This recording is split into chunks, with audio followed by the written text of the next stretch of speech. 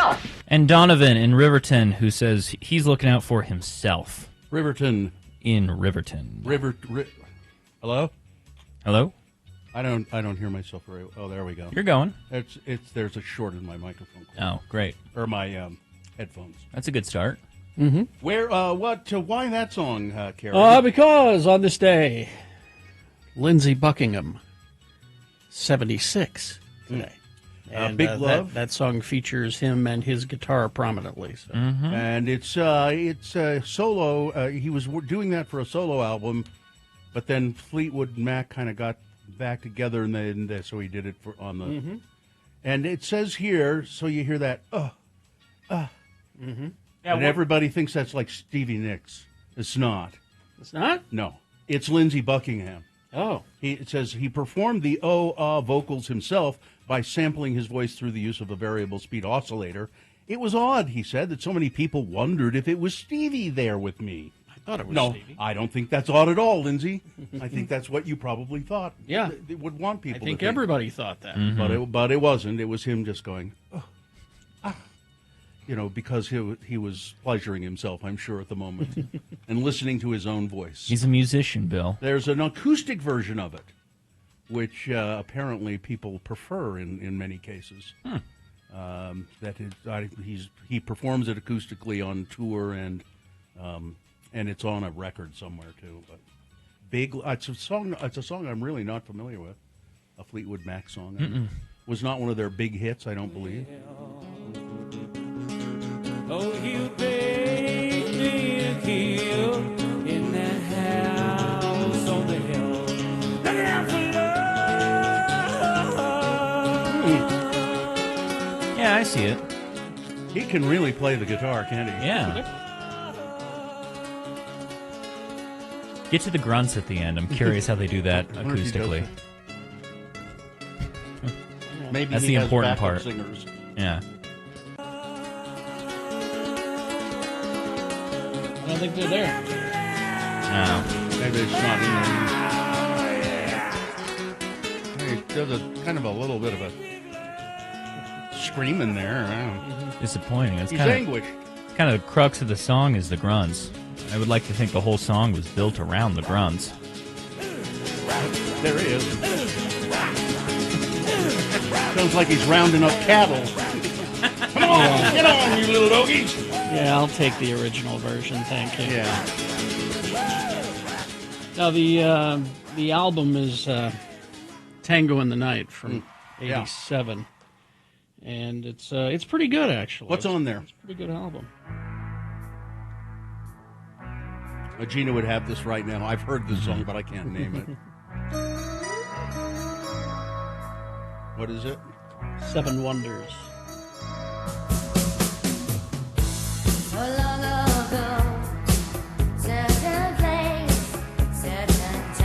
I love her voice. You touch my hand on the way down to Hammerline. But if our paths never cross, well, you know I'm sorry, boy. If I live to see the seven wonders, I'll make a path to the rainbow's end. Man, they're sharp. Just have another cigarette, Stevie. Oh boy, this was a hit.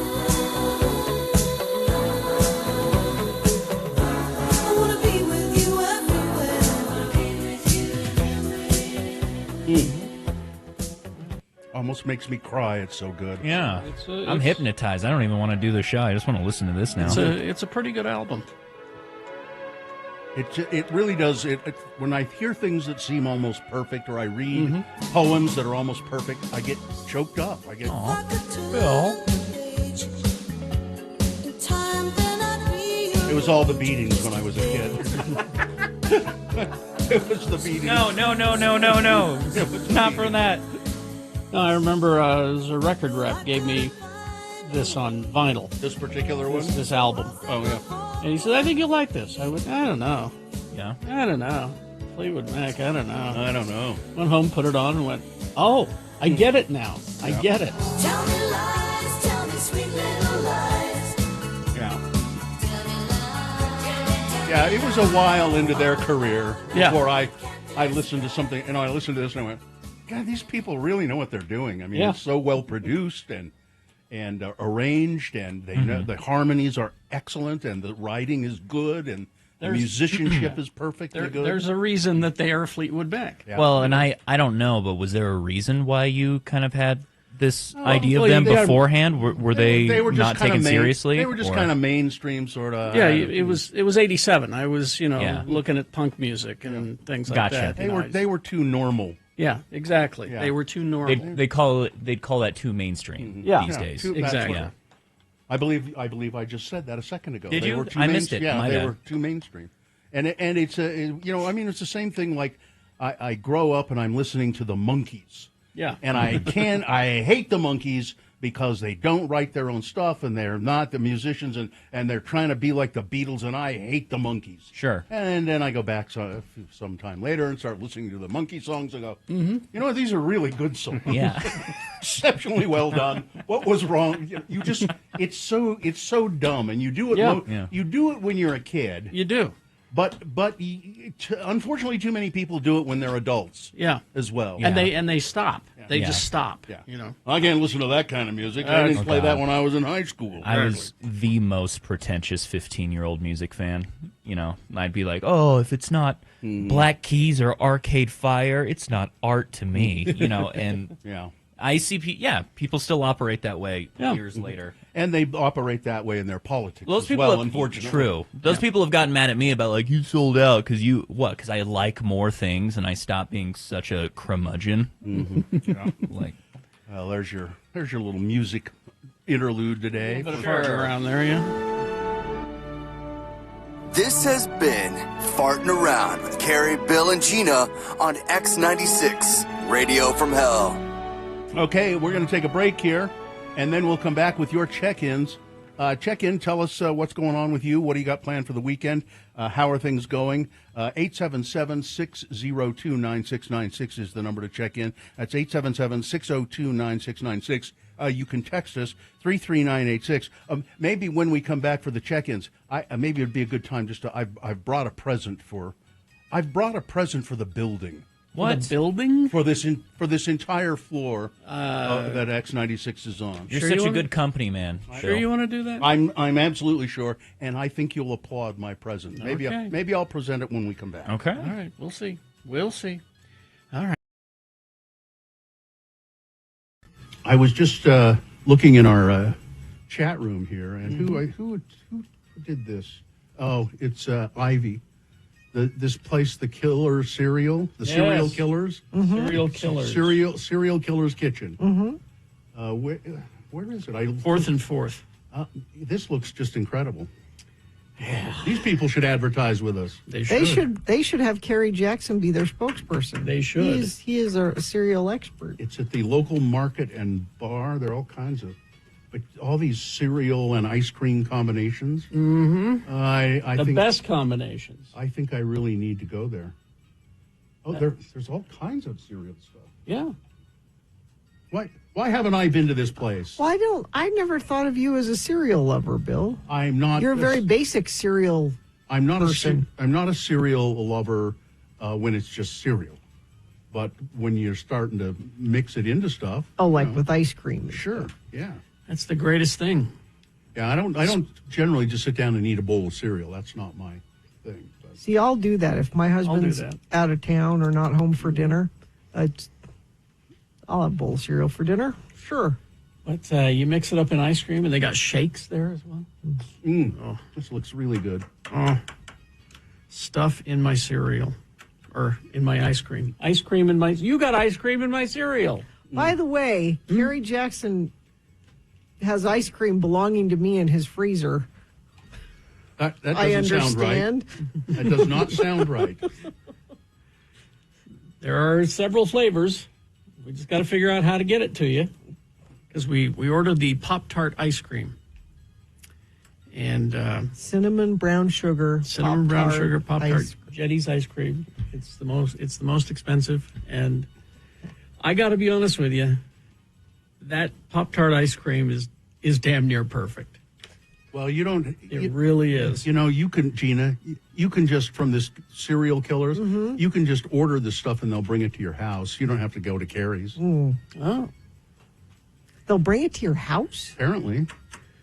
the I other don't know how you travel ice cream like that. Let me see. the other flavor that we did from Jenny's, everything bagel. This I don't get. I know it doesn't sound right, but it's delicious.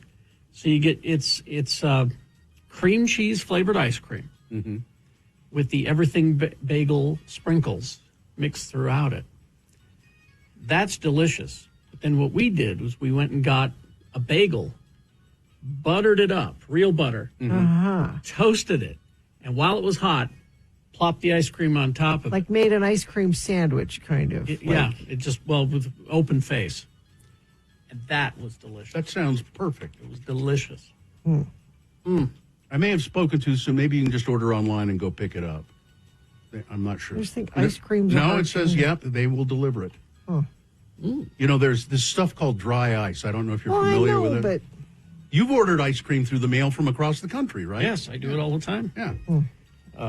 Also, there's the candy bar ice cream, which is Take 5 candy bar, which I love. but they don't call it Take 5 because I don't know if they had the rights to do it. But They it's call it High Five is what it's called. It's pretzel and peanut butter Pretzel and and peanut and chocolate and all of that stuff. A cereal milkshake. I'm hungry. I need to keep my eye open for the Monster cereals. They should be arriving very soon because we're coming up on Monster cereal season. How It's not soon till bef- fall, is How it? soon before Halloween do they come out? Usually a couple of months before, but they got the new flavor, the new Monster cereal, Oh, what is it? Carmella Creeper, That sounds good. and it's caramel apple flavor. That sounds good.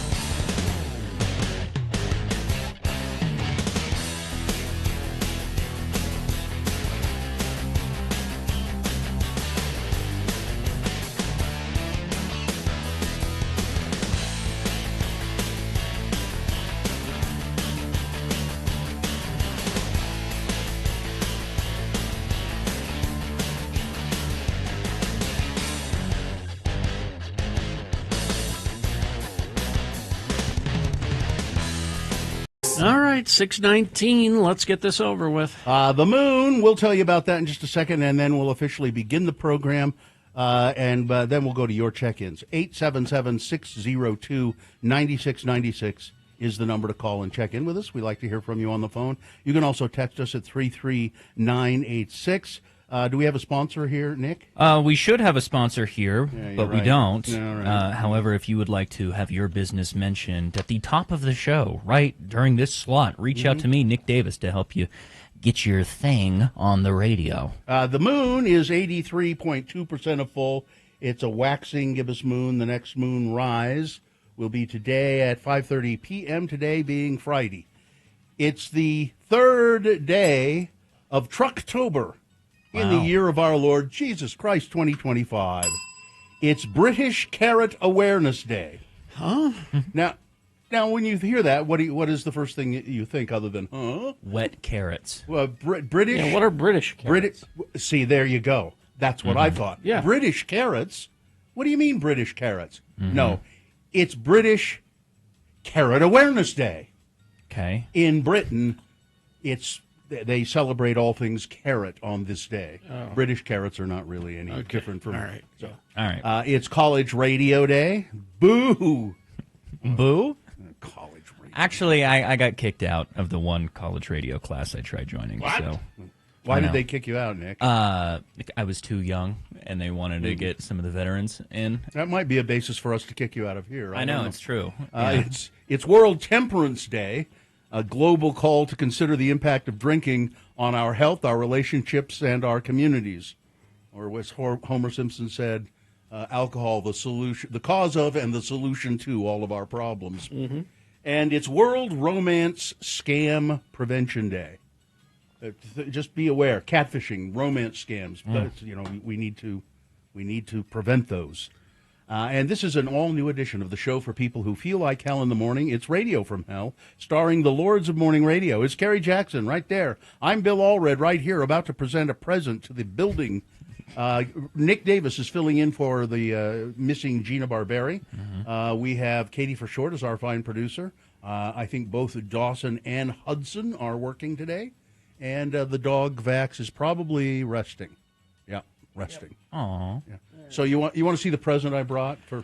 I brought this present for the building. And Katie, you need to weigh in on this a little bit too. Now, before you tell us what it is, Yeah. you know I'm against I know. anything like this I know. because once a precedent is set, Mm-hmm. then management or whoever it is expects it. I A know. present precedent. I can't stand this anymore. Okay. Okay. I can't stand this anymore. You go into the men's bathroom and you do your business, and then you wash your hands, and there's almost never any soap in there. I'm so glad to hear you guys wash your hands. Is it the same? Is it the same? Is there always soap in the ladies' room? Not necessarily in the dispensers on the sinks, Yeah. but there has always been some woman out there in our lovely building that buys soap for Okay, us. Third party That's soap? what I did. I assume, Here, yeah. look at Wow. this. I brought soap, and I was going to give you one of these for the ladies' room, but if you don't need it, I mean, I'll go double check. so Those are this nice, is Bill. these are giant, pump dispensers of soap. Now we can have our choice, Carrie. Do we want amber fig, Oh, English pear, creamy coconut, or sweet orange? well, I like orange. Yeah, Yeah. I like a citrusy smell myself as well. Okay. So I'm but- also for the orange. But amber fig sounds great. That It sure does. does, and she was terrific. And bet. she was a porn actress, you know. Yes. Amber fig. I just want to smell all of these. I know Yeah. too. I do too. You ought to smell amber fig too. I tell you. She, Now, oh, now in the men's room, one soap dispenser is working and the other one is not. right, and there's I guess they're small because the one that's working, it runs out of soap all the time. But do does. both of your sinks work? yes. Yeah. Oh, Yeah. see, we have one sink that just doesn't work. Really? Yeah, you could sit there for like an hour Yeah. trying to get the sensor to read you. And Well, We had this whole floor, and then it got cut in half, and we all got squished onto the first half of with the floor. crappy bathrooms. The better bathroom was on the other Yeah. side Yeah. that we got kicked out of. now, So- okay, so let's decide which one we want, Carrie. We well, want amber- let's start with amber fig. All right, amber fig. Now, Katie, if you just do me a favor, if you would take the make a nice label, because I know you're good at that sort of thing. Make a nice label to put on the amber fig soap dispenser that says "Soap, courtesy of the Radio from Hell show. You're welcome." wow. You bet. I can Just totally have- do that. There you have to go. say that? People, people love you guys so much already. And Yeah. Yeah. They're gonna. They're gonna just fall over themselves. They're going to love it. Do you have They're gonna- anything to clean up the permanently sticky spot underneath the urinal? Ew, what? Yeah. Yeah, you don't. I'm walking away from that I conversation. wish Bye. I really wish you hadn't brought that up because yeah. yeah. It's been going I know, okay, stop. for stop. years. Okay, stop. Yeah. Just stop. All right, check-ins. 877-602-9696. Soap for the bill. I just can't stand it anymore. I couldn't stand it. Jen in the lab checking in. Attorney Thomas checking in this morning. First appearance court at the Matheson Courthouse in Salt Lake this morning. I bet you're a little nervous. Good luck. Good luck. Wash your hands. Sketchy Blake of Ogden checking in. I need a drink to recover from the week in California. Let's see. Richard, who's not a dick, checking in. Seen Fleetwood Mac back in the 80s. Wonderful show. That's the time to see him. Stevie Nicks sounds like a goat. What? No. She has a kind of rough edge to her voice, Yeah. which I find appealing. Yeah. Mike in Nashville checking in. Right Wing Wade has some traffic for you, Nick. Thank you. Let's see. Batchman Justin crawling towards the weekend. Ron the Carpenter making Chex Mix this weekend. Oh, I love He's got Chex Mix. his entire weekend is set aside. I Just- love Chex. My ex-wife makes the best Chex Mix I've ever had, and she gives me a big bin of it every Christmas. You make Chex Mix? Like, Yeah, that's really how it got started. People started making it at home themselves, and then the Chex cereal company went, "Hey, this is a good idea. Yeah, just check cereal mixed with pretzel. Okay, makes sense to me. I've never heard of people doing it themselves. Seasoning in there, and yeah. Garlic butter. Let's see. Nick being a pretentious music snob when he was 15, 3 whole years ago. Ella the nanny checking in. I want to wish my mom, Mikkel in Reno, a happy birthday.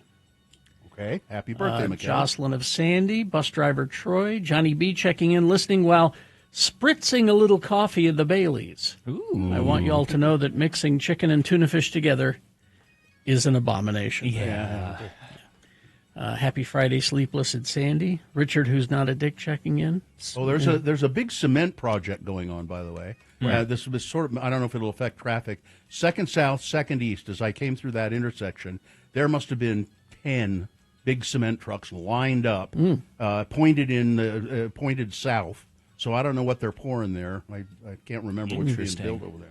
Misha Caverta checking in. Katie in Sanpete County. Chef Roy checking in. I think now that it's October, I'll go up to Oktoberfest this weekend. Have a good one.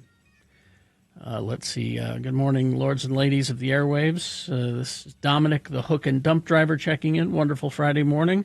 On my way to Tree Mountain, trip 1 of 2. Thank you for letting me listen. I hope you guys have a great day. Right back at you. Thanks. Mikkel of Reno. Dr. Neil here for the British Carrots. Curtis from Clearfield checking in. FOP all my life. Quinn the Barber checking in. Couldn't do this Friday without y'all. Thanks for letting me listen. Tristan from the most west of Jordans checking in. Librarian Christine from Butte, Montana. Tim the Tree Guy. Are you listening in Butte? Again, if it's a text and you don't tell us, we don't know, which is why we prefer your phone calls. Mark from Syracuse checking in. I bought air freshener to my work bathrooms one day. Note management keeps it stocked. Now they keep it stocked. That's Wow. probably what he means. Now management keeps it You're getting the ball rolling, Bill. Yeah, maybe. Metal Shop Mark in Tooele. Machinist Troy from the clearest of fields. This is someone saying, how you doing?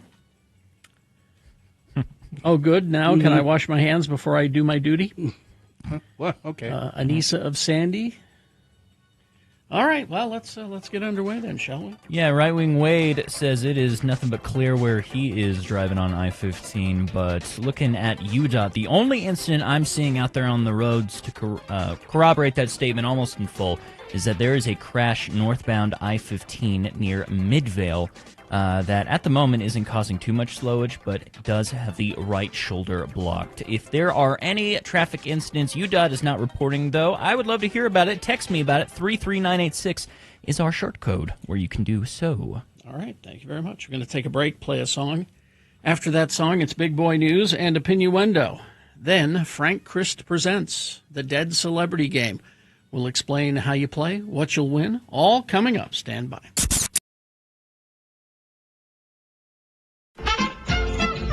Well, it's time for a change of pace. Today, Beat Gina is Beat Nick.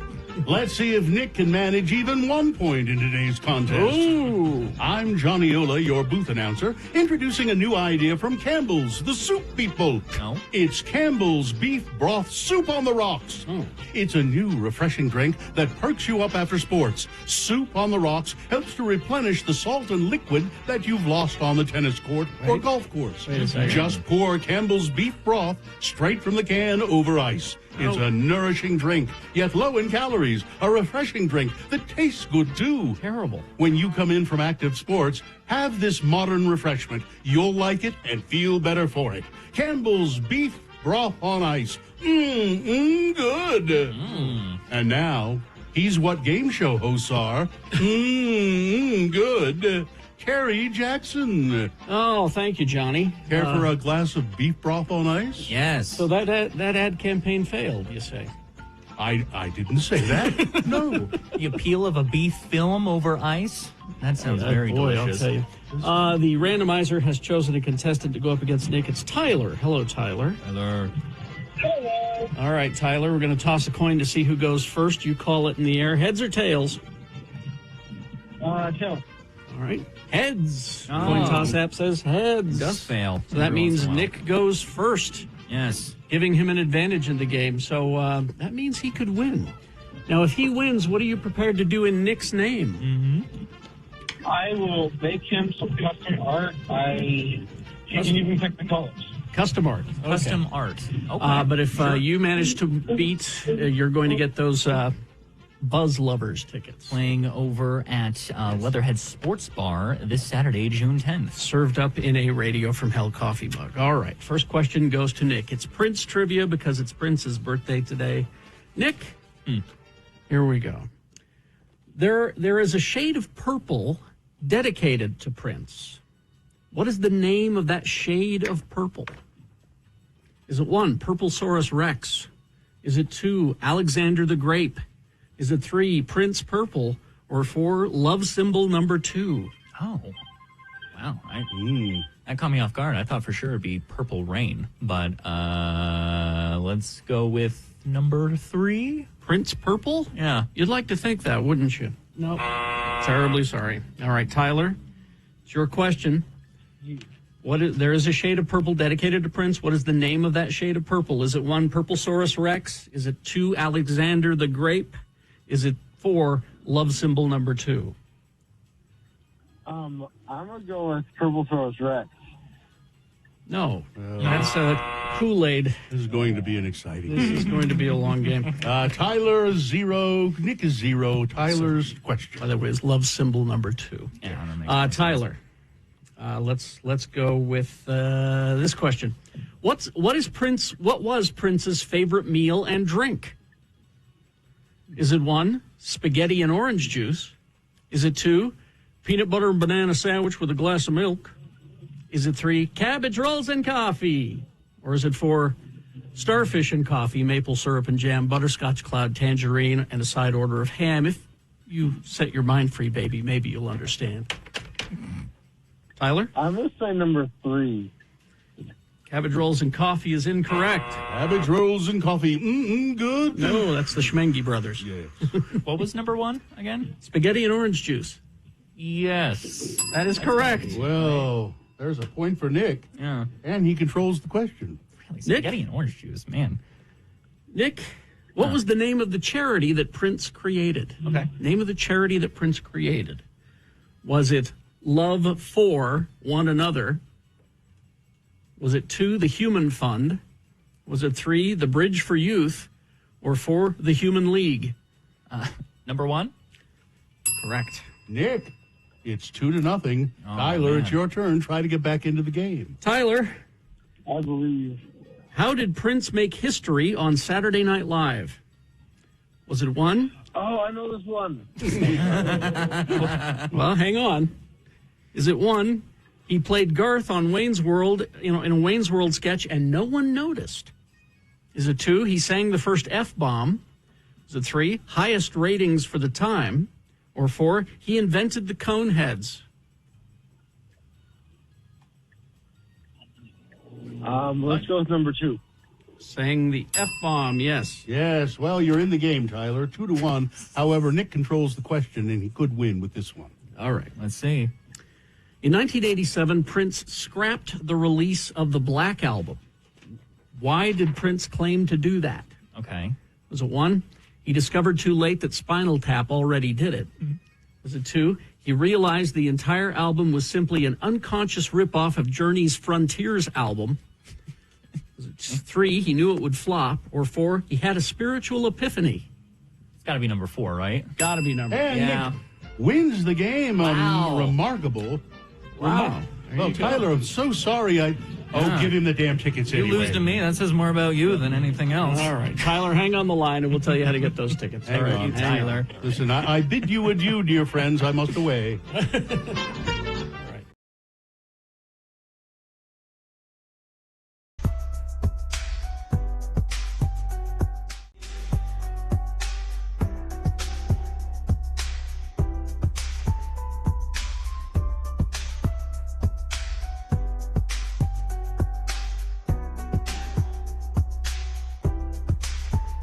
It's a brand new one from Sublime. Ensenada is the name of the song. I love it. We've been to Ensenada. Yeah, we have. That's where the blowhole is. La Bufadora. Yeah, yes, La Bufadora. La Bufadora. All right. Time now for Big Boy News and Opinioendo. Plenty of time here, by the way, because that song's like 2.5 minutes long. Okay. Big Boy News. And then right after that, it's Frank Christ Presents They're Fine, They're Just Fine, the Dead Celebrity Game. We're going to give you a list of 4 celebrity names. 3 of those celebrities are just fine. One of them is dead. If you pick the dead one correctly, you're going to win. Last-minute tickets to see Morrissey playing tomorrow at the Union, October 4th. Is that tomorrow? Yeah, I know. Morrissey tickets, 877-602-9696. All you got to do is call and play Frank Christ Presents to get those tickets. 877-602-9696.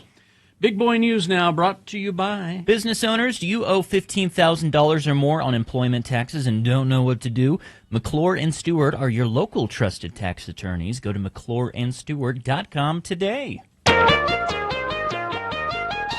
From large corporations to independent record stores, businesses are sure to get a boost with the release today of Taylor Swift's new album, The Life of a Showgirl. Mm-hmm. The album is the singer and songwriter's 12th studio album and the first since she became the owner of her own catalog. In Utah, fans, it says here they're known as Swifties, have several options for purchasing physical formats of the new album, which will be sold on CD, cassette, and vinyl. Cassette, really? That's interesting. Yeah, they're trying to do the same thing to cassettes that vinyl has been having, and I don't think it's going to take. At Target, a news release called The Life of a Showgirl, the most anticipated music release of the year. Swift has partnered with the company, with Target, or Target, as some of us call it. Target has an exclusive vinyl variant. In Utah, 9 stores will be among the nearly 500 Target stores nationwide, staying open late to host midnight releases. We expect lots of Swifties. Now, is this tonight or was that last night? It was midnight. Midnight pass. Correct. I'd be interested. I have not heard any reports. If there were, I'm sure there were lots of people there. I tried going to bed last night in a timely manner, but weeks ago I promised my wife that she could have some friends over for a listening party for the Taylor Swift thing, yeah. and so dropped right at 10. Mm-hmm. I was going to bed, but I heard cackling from the living room. Of course. So Cackling. And these are They're people like, who genuinely you're love... married to a woman who has friends that are old witches. No, stop it. No, they are diehard Swifties, but I think this one is getting mixed reception, and they were laughing at certain parts of the album. The store director of at the Target in Cottonwood Heights, his name is Joe Hegedeias, I think is how you would pronounce it, says, "I'm a Swiftie by marriage," as Nick is. He said he showed up to work for an extra long shift, but says he's excited to welcome fans who want to be among the first people to get their hands on the new album. They are, in fact, some of the nicest, most excited fans out there, he said. Fans showing up will be able to reserve their spot. You could reserve a spot in line, and so forth and so on. So there you go. I'm a Swiftie by marriage. Mm-hmm. I don't like... It's okay, buddy. It's okay. You can admit it. I'm just not a big fan. I am. So there you go. I don't know. I guess I haven't seen any reviews of the record yet. So, Army veteran Samuel Port couldn't believe what he was reading in his latest weekly newsletter, emailed from the U.S. Department of Veterans Affairs. The newsletter blamed Senate Democrats for the federal shutdown, saying that they were blocking a stopgap bill to fund the government. Due to unrelated policy demands, it then listed various disruptions to veterans' resources. In Port's view, the finger-pointing was inappropriate from a federal agency and lacked the context that Republicans, too, could have taken steps to keep the government open. Now, this is not just in this newsletter. If you go to federal government websites today, there are banners that say, this website is not working because the government is shut down, and that's the Democrats' fault. That's a violation of the Hatch Act. I believe it is. Yes. Yeah. I believe it is. Democrats who have minorities in both the U.S. Senate and House have demanded that a set of expiring health insurance tax credits be extended before they sign on to any deal. Republicans, who need several Democratic votes in the Senate, said that those negotiations should wait until after the funding measure passes. But experts say the communication strategy from across the federal government reflects how aligned Donald Trump's entire administration has become in targeting his political opponents. This is dangerous stuff, my friends. Yes, very. Very dangerous stuff. When the federal government puts political postings on federal government websites that say, this is all the Democrats' fault. Talk to your Democratic senator about this. Or no, they don't say Democratic senator. They say your Democrat. Democrat Center. Your Democrat senator. That's all part of their buzzwords. The U.S. Department of Energy is canceling hundreds of projects that it says aren't worth the investment. Russ Vought, director of the White House Office of Management and Budget, announced Wednesday, that funds for 223 projects across 16 states would be canceled. Most of the states where these projects are being canceled are led by Democratic governors and have elected Democratic lawmakers to the U.S. Senate. So these are in total. Yeah, these are jobs that are just going away. In total, and much needed projects in many cases. In total, the projects set to shutter account for more than $7.5 billion in federal funds. Following a thorough individual financial review, the Department of Energy has determined that these projects did not adequately advance the nation's energy needs, were not economically viable, and would not provide a positive return on investment of taxpayer dollars. The opposite of all three of those things. Now, see, the deal here is they're canceling all of these federal projects in mostly blue, what they call blue states, states that have Democratic governors and have elected Democrats to the Senate and Congress.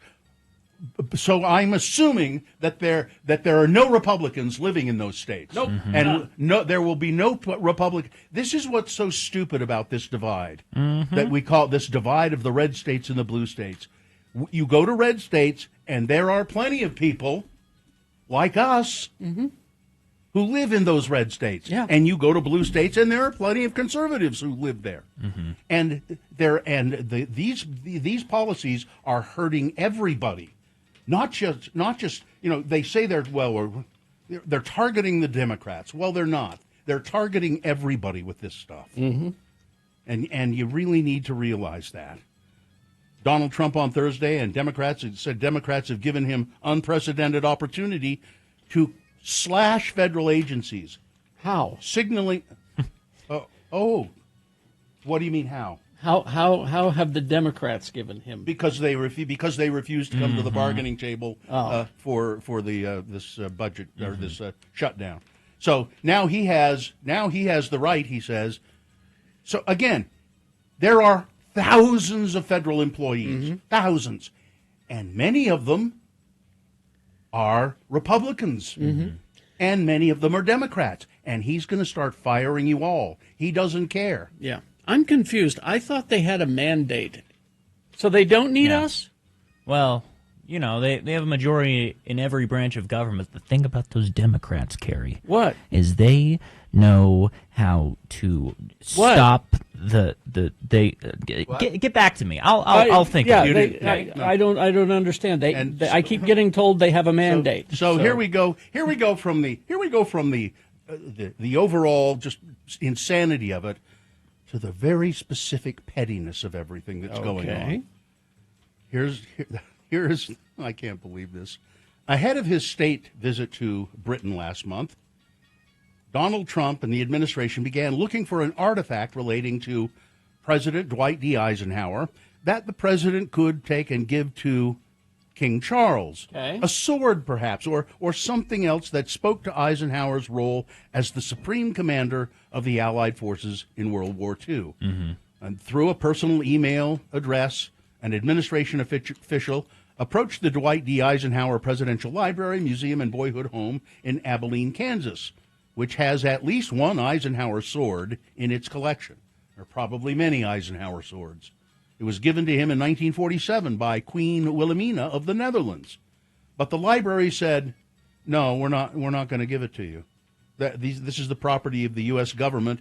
The library is obligated by law to preserve these things for the American public. So no, we're not going to give it to you so that Trump can give it as a gift to King Charles. We're not going to do that. And so the head of that museum has now been fired. Been fired, yes. That's the pettiness. Because it's mine. I'm the president. It's mine. Trump wound up giving King Charles a replica sword, and this week the director of the Eisenhower Library, Todd Arrington, was forced out of his job. Hill Air Force Base workers are worried. Union officials in Utah say that the state has nearly 34,000 federal workers who will go without paychecks if the government shutdown persists. Heading into its third day now, no votes will be scheduled in the U.S. Senate in the observance of Yom Kippur. Federal facilities across Utah are starting to feel the effects, including Hill Air Force Base. Each time a thundering roar rolls over Layton, it's a sign of a job well done for Ryan Chavez. I've worked for 22 years as a sheet metal mechanic on the F-16 fighter, said Mr. Chavez. More than that, for him, it is a reminder of home. I'm a fourth generation out of my family to work at Hill Air Force Base, Chavez said. My grandfather was a World War II veteran. My father was a Vietnam War veteran. But now uncertainty is also in the air around the base and federal offices everywhere. Working for the federal government was an honor, but I don't know when we, the federal workers, became the enemy. I don't know when we became the enemy. That's a quote from a woman named Brenda Aramillo.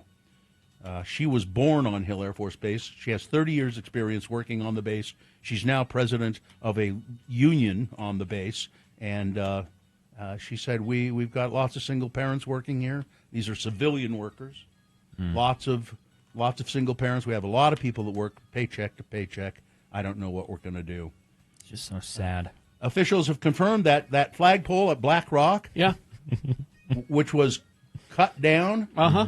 Well, somebody put it back up, and then somebody cut it down again. Jesus. I just lay off. I just stop it. It's going to keep going. I saw that flag on a picture of the flag on that rock, and I thought, well, you know what? That looks kind of nice. Now there was some quibble about it because it's a national or state monument, and you can't just put on unauthorized things there. You have to go through proper channels. And my guess is, if you had gone through channels, whoever did this, they would have said, maybe so. Let's do that. That's kind of nice. Yeah. Looks kind of nice. Uh-huh. But no, somebody just did it, in the under cover of night. And somebody said, well, we'll show you, and cut it down. And so somebody said, well, we'll show you and put it back up. No, maybe you guys should just keep doing that. Just do it over and over. Yeah. A daily kind of routine. Maybe that'll work. We are a nation of 12-year-olds now. Here's the thing, though, is that, as I recall from Cub Scouts, Yeah. the flag laws and all of that, you can't just leave it out there. Yeah, you got to take it down. Somebody has to go and take it down at sunrise, or it needs to be lit up to be up there 24/7. I said there is a way you can. So if they have it lit up, Yeah. I didn't see any. There's no light. No. The Utah Democratic Party is calling for rhinos to come home. What? They're not talking about a rhinoceros. It says here. So here, wonderful writing on Fox 13. The Utah Democratic Party is calling for rhinos to come home. They're not talking about the rhinoceros, the majestic animal native to the African savanna. What? Really? Chat GPT write that for you? Instead, they're talking about people who are dubbed Republicans in name only. What they're saying is, and it's something that I agree with, I briefly changed from Democrat to Republican because we were told that might be a good idea, a good way to influence elections a little bit. Yeah. Vote for the lesser of two evils in the Republican primaries and that sort of thing.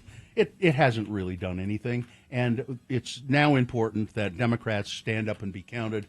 I changed my affiliation back to Democrat quite a while ago, and that's where I'll stay. Also because of the congressional maps that they're voting on right now. Yeah. Exactly. Yeah. No explosives were found following an extensive search at Ben Lomond High School after a bomb threat yesterday. The case remains under investigation.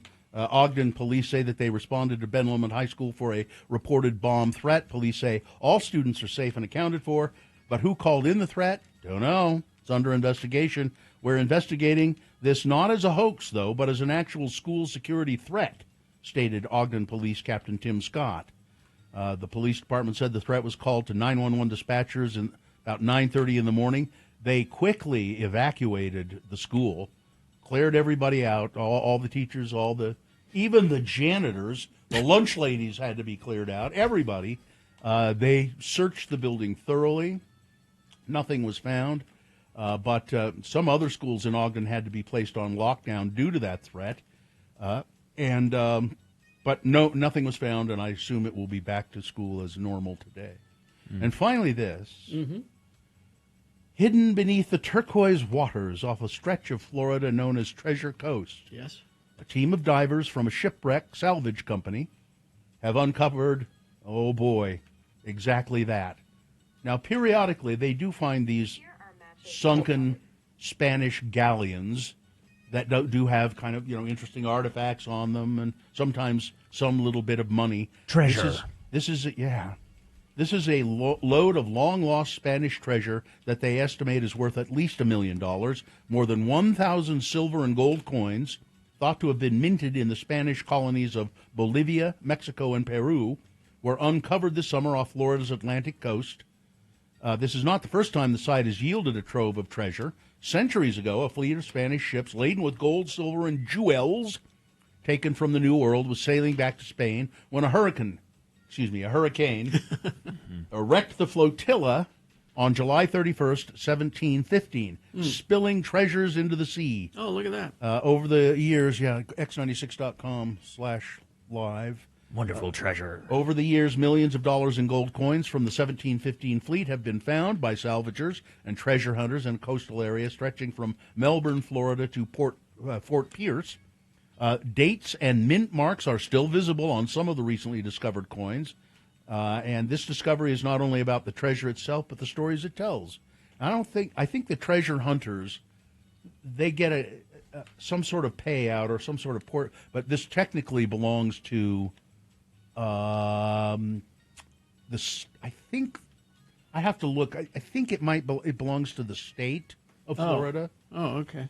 They don't get to keep all of it, as what I'm saying. No, the treasure's mine.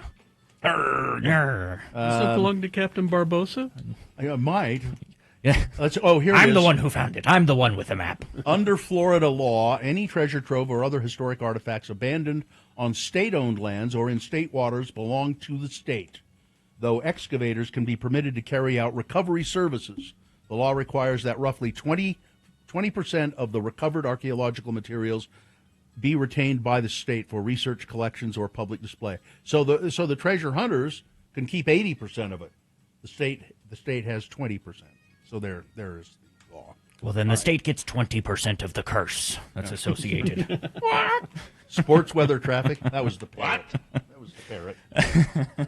Sports.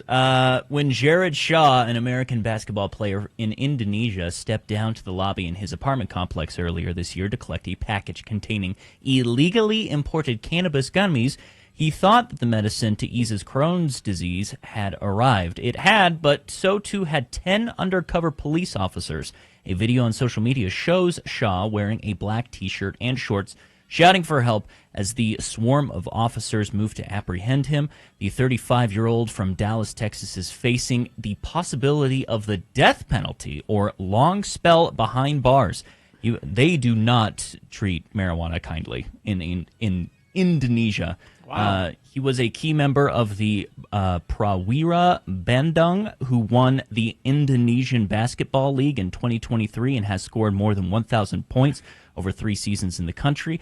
But now he is languishing in pre-trial detention and is banned for life from the IBL, the league that he was a part of. He was an alum basketball player up at USU. And this story is coming out because he was arrested 5 months ago because he's currently trying to fundraise his legal campaign to get out.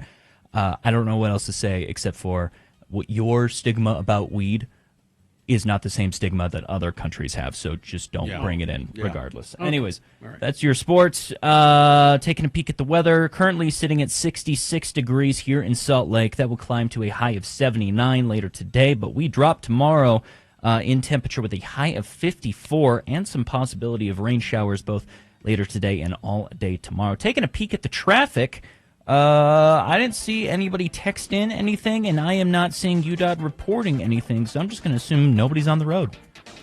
So our windows are blacked out. It's really hard for me to see anything. But why don't you tell me what's going on out there? 33986 is the number where, and but that's where I can see your traffic reports. I've been talking too much. It's Frank Christ. Ooh. Frank Christ, he has a sponsor, I believe. Of course he does. I'm happy to read this. Spooks Boutique, the go-to destination for oddities, curiosities, antiques, and collectibles, provided by a community of local artists for over 13 years. Located at 3453 South State Street, Spooks Boutique is where Halloween is not a holiday, it's a lifestyle. Frank is here. Frank, I've heard nasty rumors that you've been threatening to not come in unless you get a little taste of the money we're getting from Spooks Boutique. Yeah. Is that No, true? that's not Is true at all. That's just a rumor? No, that's just a rumor. Who started that rumor? I don't know. Who did that? I stuck up for you. I said, a Grim Reaper has no need of money. I have no need for money. Yeah, I figured that. Doesn't help at all? No. No. Oh, What's it? Everything I need is provided for me. Okay. Frank Christ has joined us in the studio. He's a Grim Reaper, as we just mentioned. He's the Reaper of celebrity souls, specifically. And, man, that is really awful for you, isn't it? I hate my job. Because you love celebrities. I love our precious celebrities. Everything they say and do is right, except for James Woods. Frank joins us to play the game we call Frank Christ Presents. They're fine. They're just fine. He gives me a list of actors, 4 actors, as a matter of fact. 3 of the actors on that list are... Oh, they're just fine. And Frank is happy to report they're just fine. Thrilled. But one of them, Frank, well, he had to go to the scene of the death and take this celebrity's spirit or essence off to the distribution center. Yes. That's terrible. Do we have a contestant? Anne is here. Anne. Good morning, Anne. How are you? Hi there. Hi. I'm fine. I'm just fine. Fine. That's just excellent to hear. Well done. Anne, this is a macabre game we play here. You have to identify a dead celebrity. If you're capable of doing that, you will win a prize, which is what, Nick? Tickets to see Morrissey, who's going to be performing tomorrow over at the Union. But you can always get ticket details by clicking on the ticket links at x96.com. Sound okay to you, Anne? Sounds wonderful. All right, here we go. Because it's World Romance Scam Prevention Day, Frank has given me a list of actors in movies about people being scammed by love. You know, catfished and that sort of thing. Here we go. Number 1 is Ann Dowd.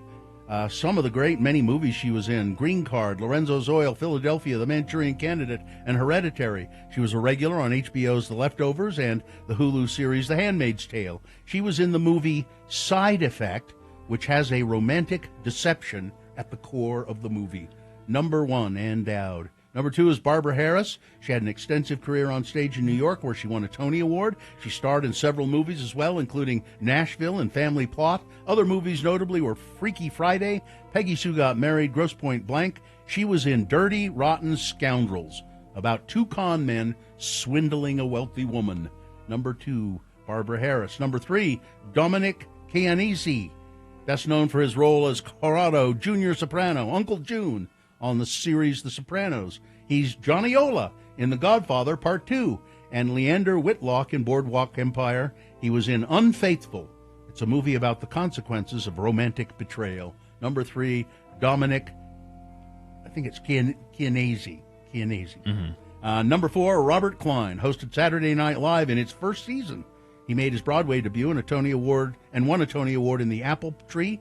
He was also in many movies: The Owl and the Pussycat, Mixed Nuts, Primary Colors, and on TV had roles in Law and Order, The Good Wife, and Madam Secretary. He was in a movie called How to Lose a Guy in 10 Days about 2 people deceiving each other in romance. Number 4, Robert Klein. One of those actors is dead, Ann. Which one is it? I think it's number 3. Dominic Chianese? No, he's fine. He's just still with us. Uncle June is 94. Uncle He's June. still kicking. He's 94, but Yeah. he's still. Listen, Ann, we'll give you another chance because I know you really want to see see Morrissey. So listen carefully, see if you can get it this time.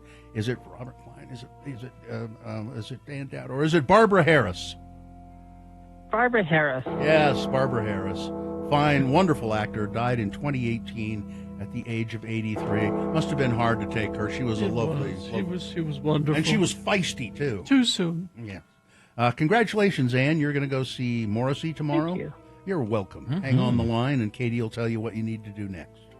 All right. Well, Number 4, Robert Klein. Yeah, He still can't stop his leg. that's what I hear. Look it up. It's Goodbye, funny. everybody. Goodbye. It's hilarious. Look it up. Take Frank's word for it. I'm not seeing any traffic on the roads, and y'all aren't texting me any traffic on the roads, so ergo, no traffic. Text me your traffic reports. 33986 is the text line where you can do so. Yeah, Nick, look up Robert Klein.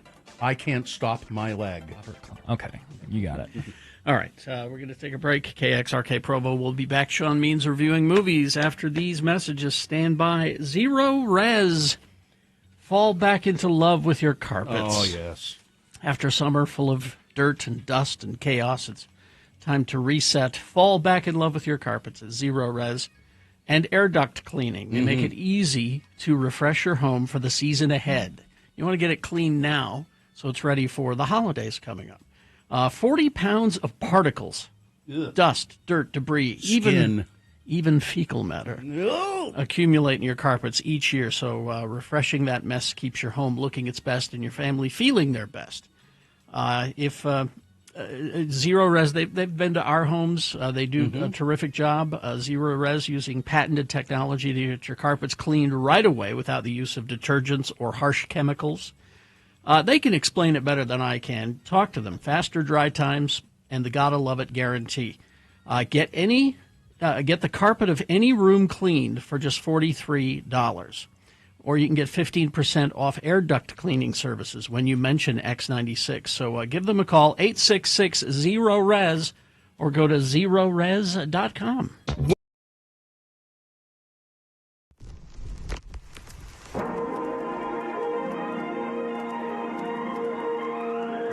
It's often said that people of Utah speak a language all their own. It's a language that's often confusing and even incomprehensible to newcomers here in the Beehive State. So, Radio from Hell presents a handy guide to help everyone understand how the natives speak. It's the Utah word of the day, and today's word is... Snuff. S-N-U-F-F, snuff.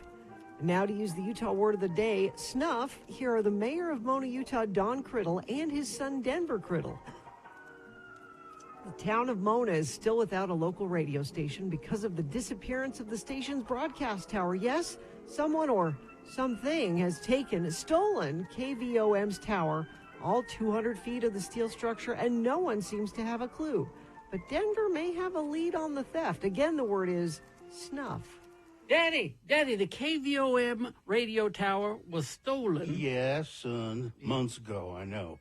And no more radio tower, no more KVOM morning show consisting of Captain Breakfast and Benny the Egg. Which means no more liberal bleeding heart anti-MAGA crap out of that egg fella. And no more anti-Marimona junk, too. No more Captain Breakfast calling me Mayor Fiddle and Biddle and Diddle. No, Daddy. That was just all high-spirited radio guy talk. They don't mean nothing by it. Most radio folk I have found don't even know what they're saying when they're saying it. Their mouths are moving and words are coming out, but they really don't know what them words are. Well, that don't surprise me a bit. Diarrhea of the mouth. That's what my mother used to call it. But what do you want about anyway? You hear something about what happened to the radio tower? I did, Daddy, I did. And what I'm about to tell you maybe will sound far-fetched. Maybe even far-fetched. But just have an open mind, okay, Daddy? All right, okay. Now, what about the missing radio tower? It was Dalton Smalley that put this thought in my mind, Daddy. Smalley? Oh, for hell's sake, Denver. He hasn't been right for 20 years or more. Ever since his ma turned him out of the house so she could use his room for that second husband of hers. He's still living at the landfill? That's how I came to be talking with him, because I was down at the landfill looking to see if someone had tried to just scrap some of the tower, looking for pieces of it. And we was talking about who could have took a whole radio tower. And that's when old Dalton showed me this picture. Here, Daddy, take a look at it.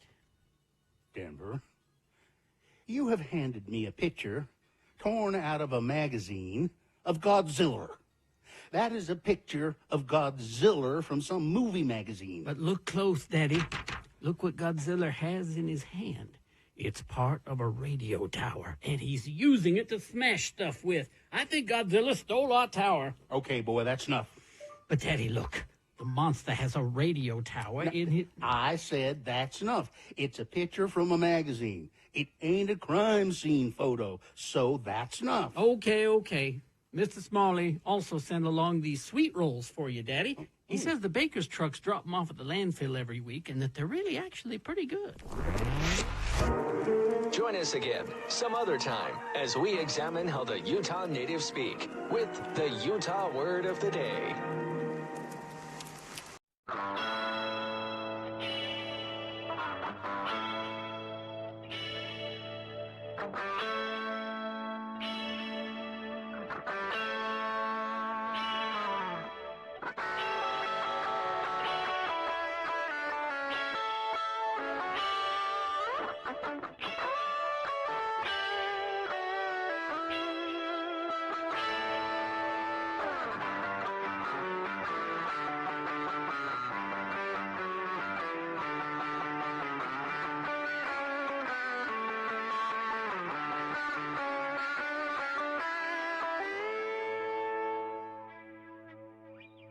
Donovan says he's treasure hunting in Santaquin. Santaquin. Lots of treasure in Santaquin. A lot of Spanish galleons were sunk in Santaquin. According to Donovan, yeah. Sean Means brought to you by? Brought to you by, we'll just get right into it. How about Okay, fine. Here he is, Sean Patrick Means. He is a editor and reporter at the Salt Lake Tribune. sltrib.com is the place where you can find his work there. And then he's a movie critic, and you can find all of his movie reviews at moviecricket.net. Hi, Sean. Hello. Let's go. Yeah, theaters are going to be crowded this weekend, but not with people seeing a movie. Oh. The release party event for Taylor Swift's Life of a Showgirl is in theaters, and that's not a movie, that's marketing. Okay. There was hope that she had actually on the slide directed a whole movie, but she has said she wants to do that. Yeah, but she will. All right, so 2 movies to talk about. We will start with The Smashing Machine, which is a sports biography of a guy named Mark Carr, sorry. Carr, yeah. Yeah, who was called one of the first stars of mixed martial arts, of MMA. Okay. And it shows sort of the early days. This is set mostly between 1997 and 2000. And when there were no rules at all? The rules were developing, and as they were realizing what worked and what didn't, and what the fans liked, and so on. And Carr started as a wrestler, and he found out he discovered quickly that punching and kicking people was fun too, and so he got really good at it. Carr's played here by Dwayne Johnson, with a fair amount of facial prosthetics to make him look a little less like Dwayne Johnson. I was going to say, every picture I've seen of him in this movie, it does not look like him. Oh, really? I haven't seen any of those. It's crazy. His prosthetics are insane. The weird thing is, at the end, of course, they show pictures of the real Mark Carr. And the real Mark Carr looks more like Dwayne Johnson than Dwayne Johnson looks like Dwayne Johnson in this movie. Okay. And maybe, I don't know, maybe he could have gotten away with it without doing the prosthetics, because, who knows what this guy looks like normally. But I think it helps him get into character. Yeah, that could be. He does give a good performance here. He's showing he's got a serious side and a sensitive side. He also gets to do something here, but that by contract he never does in action movies. What's that? Lose a fight. The movie shows Carr's volatile relationship with his girlfriend Dawn, played by Emily Blunt, which is the Jungle Cruise reunion you didn't know you were going to get. They are good together, although the arguments tend to have sort of a sameness to them. The more interesting relationship going on here is between Carr and his best friend Mark Coleman, who's another fighter, and he's played here by a real MMA fighter named Ryan Bader, who's making his acting debut. Johnson is good here. I don't know if he's Oscar worthy, which is what some people are trying to push. It's one of the things.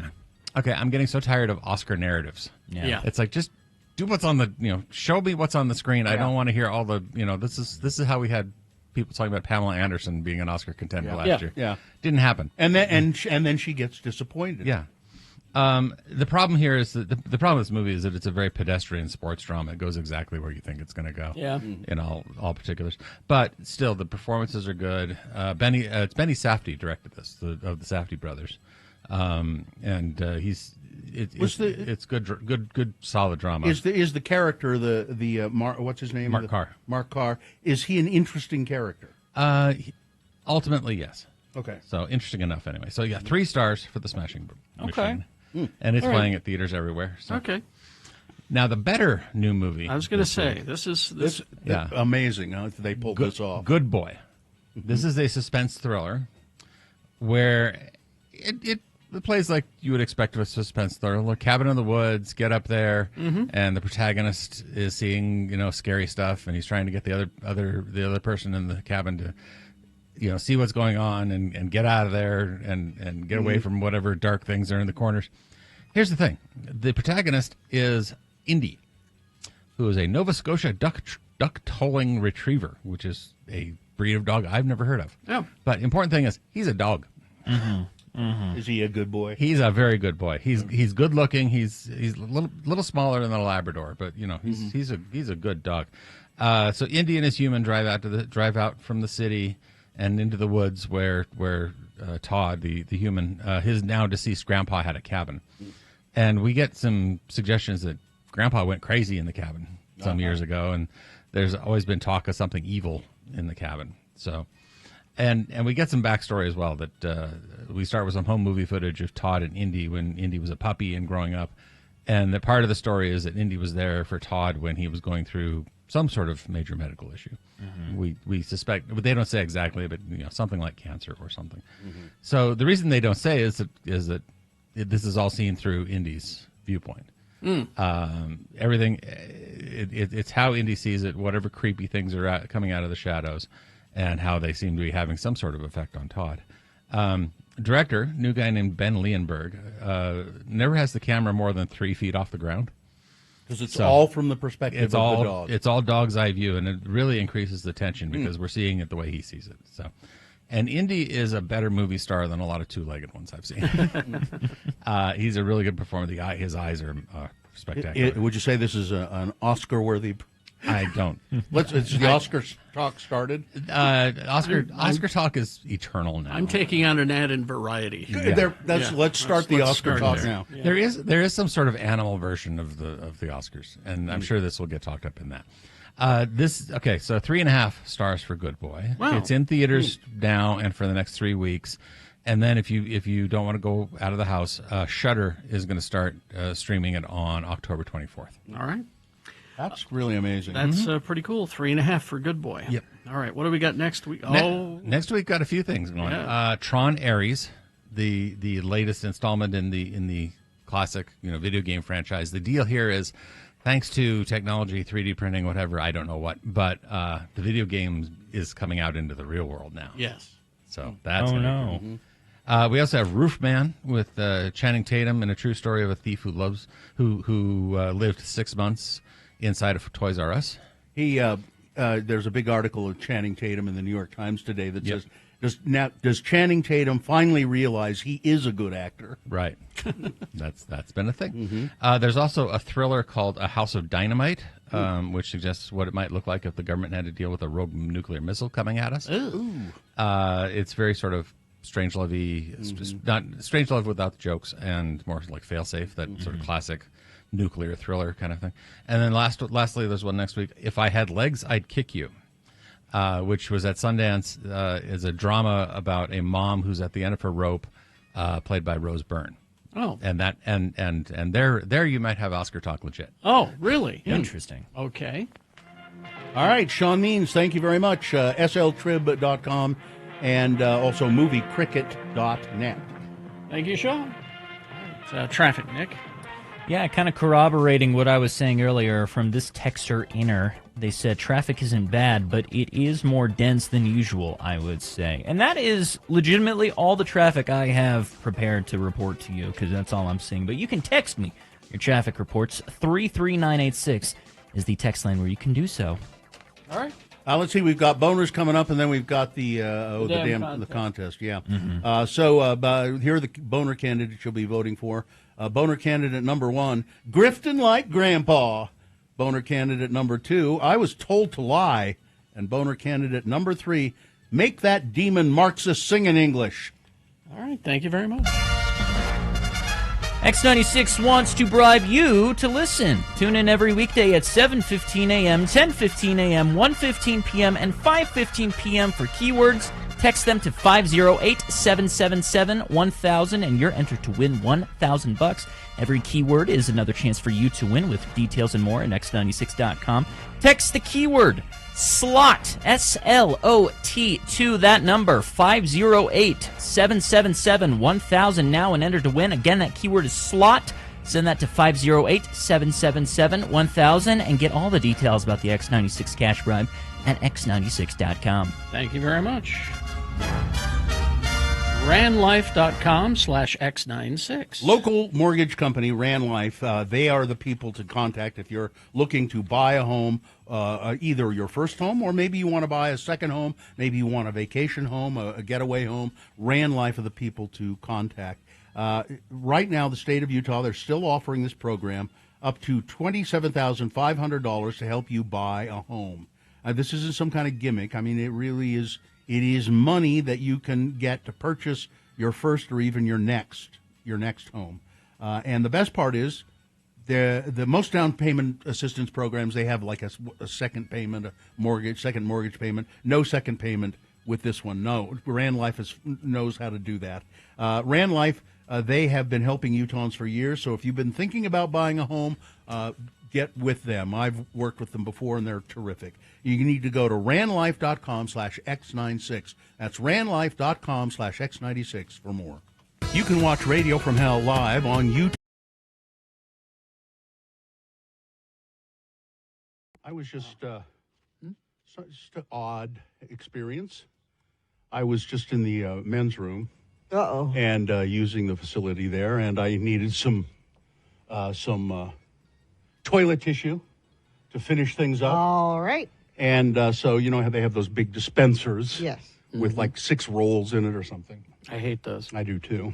So anyhow, I reach in and I pull some toilet paper out, and as I pull the toilet paper out, something falls out. I guess it fell out of the dispenser onto the ground. Okay.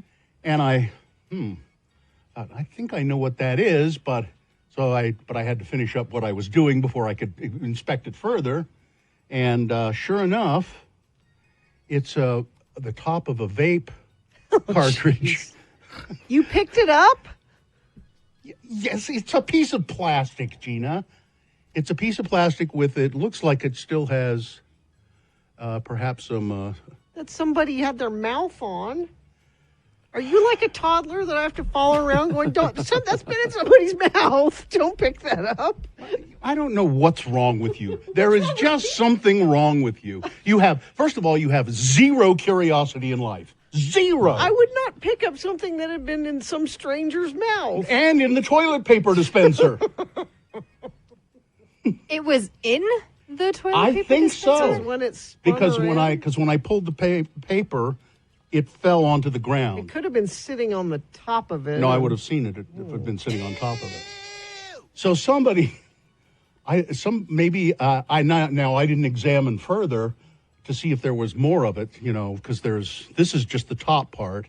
The battery part and maybe it's in there. Maybe somebody's been hiding. But who's vaping in the bathroom? You don't need to vape in the bathroom. I think a lot of people It's do like that. we're back in high school. No, I think if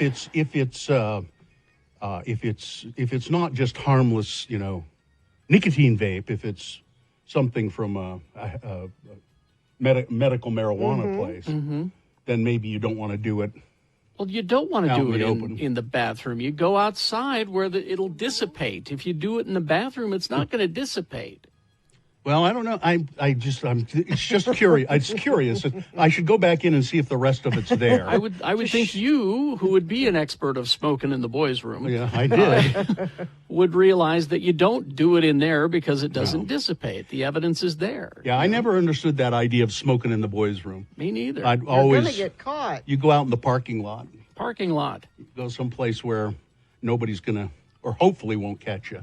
But they always caught us anyway. But I wonder why it's probably but it was inside that dispenser. I was going to say if it just fell out of somebody's pocket, but it didn't fall out of somebody's pocket into the toilet paper dispenser. I don't know. So I'm going to follow this till I think you should, Detective Bill. Here, Gina. No!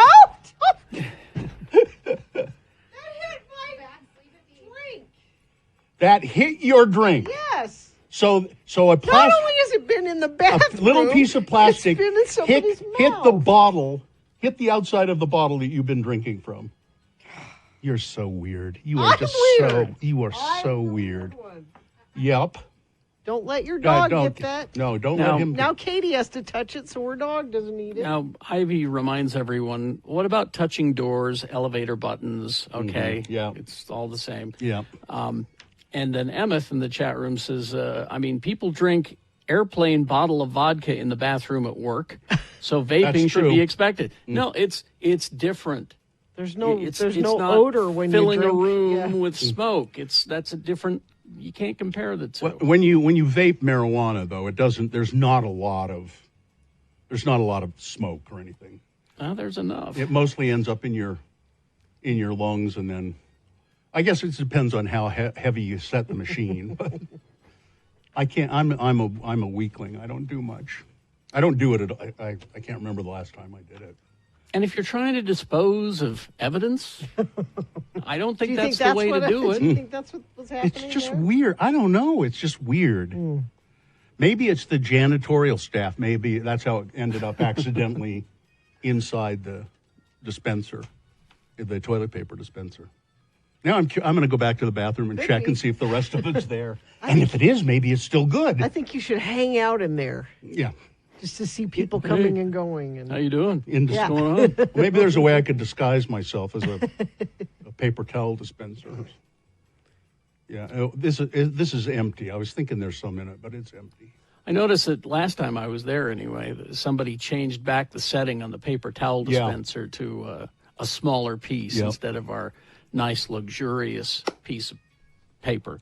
I think management saw what was happening and told the janitorial staff, "You set that back there and make sure that they can't get that much paper." But the thing is, though, now I hit it 3 times so that I get enough paper to dry my hands, and Yeah. now I'm using more paper, and I'm using the battery more. The battery is going to have to get replaced again Yeah. quicker.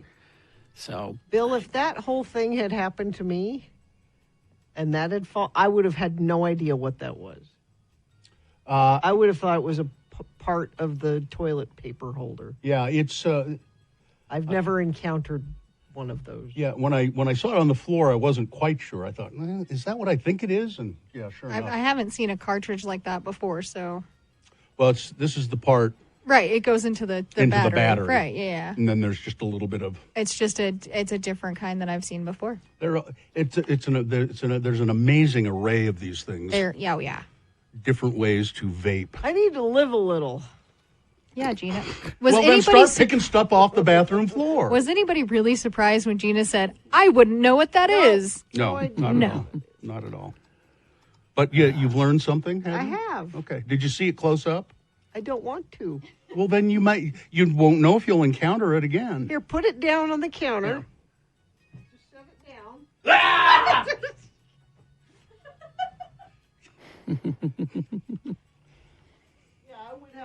I would not have. See, tip it over. Use a pencil or something so you don't have to touch it. God, you're weird. Now you can see there are little battery contacts there. See? You could have examined it all day and not known what it was. Nope, no idea.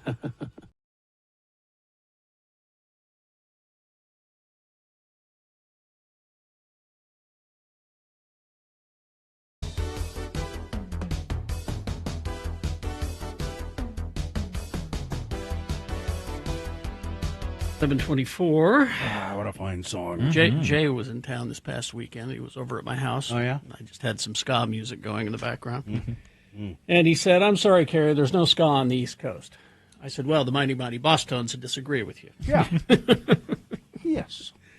All right. Let's see. We've got, it's time for Boner of the Day. 3 news stories. These are examples of bad, stupid, or funny human behavior, and you will decide with your vote of these 3 candidates which one is the worst, which one deserves to be Boner of the Day for today, October 3, 2025. We'll give you 2 candidates now, a third after the news. And once you've heard all 3, then you will vote. One of you lucky random Boner voters will receive a can't buy it, gotta win it, Radio from Hell Boner t-shirt. Here's Boner candidate number 1, Grifton, just like Grandpa. Kai Trump. Oh, boy. made sure to launch her very first clothing line in the only way she knew how, posing for a photo shoot in front of the White House. The 18-year-old aspiring golfer revealed the release of her very own merchandising for fans last Thursday in a special announcement on Instagram. Then she flexed one of the items at the Ryder Cup following the following day as she accompanied her grandpa, Donald Trump, to give an intriguing behind-the-scenes look to her fans. According to her clothing brand's website, Kai is selling the pricey pullover sweatshirts for $130 each, which analysts suspect is an attempt to pursue a career in influencer marketing. The teenager might be pursuing a career in golf as well, but she is already a certified social media sensation. However, she's already been embroiled in a scandal over the new merch and could face the wrath of Travis Kelce. What? TK. No. Kai. That's what she's got there. Kai Trump. And on her clothing, the simple sweatshirts come in white, navy, black, featuring a simple KT logo across the chest and Kai written across the back. There's both a woman's and a unisex line of them. Part of her announcement last week, Kai attached 10 photos of her posting through various places throughout the White House. To hawk her merchandise. Yeah, which is a violation of the Hatch Act. And let's not forget that Hunter Biden made money off the president's. This collection is something I've dreamed about for a long time. And I'm so grateful. But the TK, it's the way it's done, it could be, so it's Kai Trump, but it could also be the way she's done that, Travis Kelce. Yeah. And my guess is Travis Kelce will stay away from this. Yeah, he's not going to go 100 miles. Yeah. Boner candidate number 1, grifting like grandpa. Here's boner candidate number 2, I was told to lie. Weber State University's annual Unity Conference was set to take on a big topic, censorship, with workshops, panel discussions, and the screening of a documentary about book banning. Organizers announced Wednesday that they had canceled the event. Originally scheduled for Thursday, Friday, because university officials wanted speakers to remove some of what they were going to present. Professor Richard Price, again, this is about censorship. Professor Richard Price, one of the scheduled speakers, wrote in an email to the university's president, Brad Mortensen, "Little did I expect that the university would censor the content of the conference to the point which I could no longer ethically participate." On Thursday, Weber State's chapter of the American Federation of Teachers Utah College Council told the Signpost via email, that's the student newspaper, that they would host a teach-in titled Unity Conference Uncensored Version. That event, unaffiliated with the university, was scheduled to take place at the same time and place as the original conference. The decision to cancel the conference came after organizers received an email from Jessica Euler, Weber State's Vice President of Student Access and Success, in which she sought to provide clarity about whether the conference's programming conformed to state law. Utah legislature, law signed by Governor Cox, which requires Utah's higher education institutions eliminate diversity, equity, and inclusion programs commonly referred to as DEI. The intent here is not to suggest that operating this way is ideal, but I know that there are strong feelings about the legislation itself, but rather to be transparent about how we are operating and operationalizing the law, she wrote. Yeah.